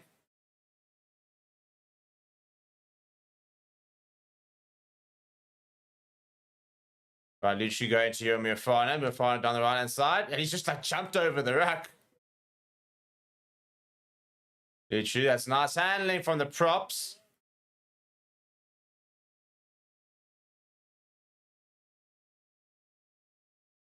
Just over 3 minutes left on the clock here. Luchu now. Roommate, that's a nice carry. Good stuff from Luchu now. Long pass out wide today, and Pino is looking for a bit of work here. Back on the inside there. Ramos firing out to BL Fiku. Fiku looking for options, trying to sneak through. Now the arm is up for penalty advantage. And then pops it up to Biabari. That's a good line being run by Pino. It's a desperate ankle tack coming from Freeman. The hands, though. The hands. Maxime Luchu right up against the touchline. Really good work here from France. They put together 10 phases. Back inside goes Biabari. Now Ramos goes nice and flat. Good hands, though. Tough for Noah. It's a big tackle for him. Ball available. No advantage. And they'll go back for the penalty. And this is bang in front. And the boot, I think, of Thomas Ramos might just be the difference here. Okay, Fiku, I believe, is the on-field captain for France at the moment. And here comes the kicking tee. England right now 17 points. But France, with this kick over here, could change this table significantly. Oh, he missed one earlier, does Thomas Ramo. He doesn't miss many, so I'll be surprised if he misses this. Just under 2 minutes left on the clock, so it's 90 seconds of the shot clock from when the time they call it. And they'll try and use as much of that time as possible. Matthew says, Steve, happy with Six Nations? I think it's been the best season in a... Yeah, I agree. I've really enjoyed this campaign. I think we've seen big moments. Obviously, Italy beating Scotland. The game last week, England beating Ireland. This game has been... I think that there haven't been many blowouts. I mean, ironically, one of the biggest blowouts was Ireland versus France, when Ireland hammered France in France. Italy coming with it very close to pushing England. Scotland almost throwing away a lead against Wales. Then the controversial loss, Scotland versus France. Wales just edging out England. Ireland hammering Italy. But after that, you know, Scotland, England, good game from England. There was a draw from Italy against France, whatever result that was. And as expected, no mistake. Over the goes, less than a minute on the clock, and have France just snatched victory from the jaws of defeat. Fabian Galtier is pitch side. There's nothing more he can do. And it's 40 seconds. They go down the middle, and this is for France. This is catch. That's the main thing. The catch is made by Thomas Ramos. Luchu now is going to go to the left-hand side. Tua Fanua just takes the hit here. No rush needed here for France. They got to go both about 2 more phases, I reckon. It's about 10 seconds per phase.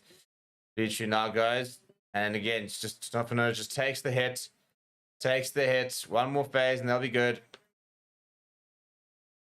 Lichu now.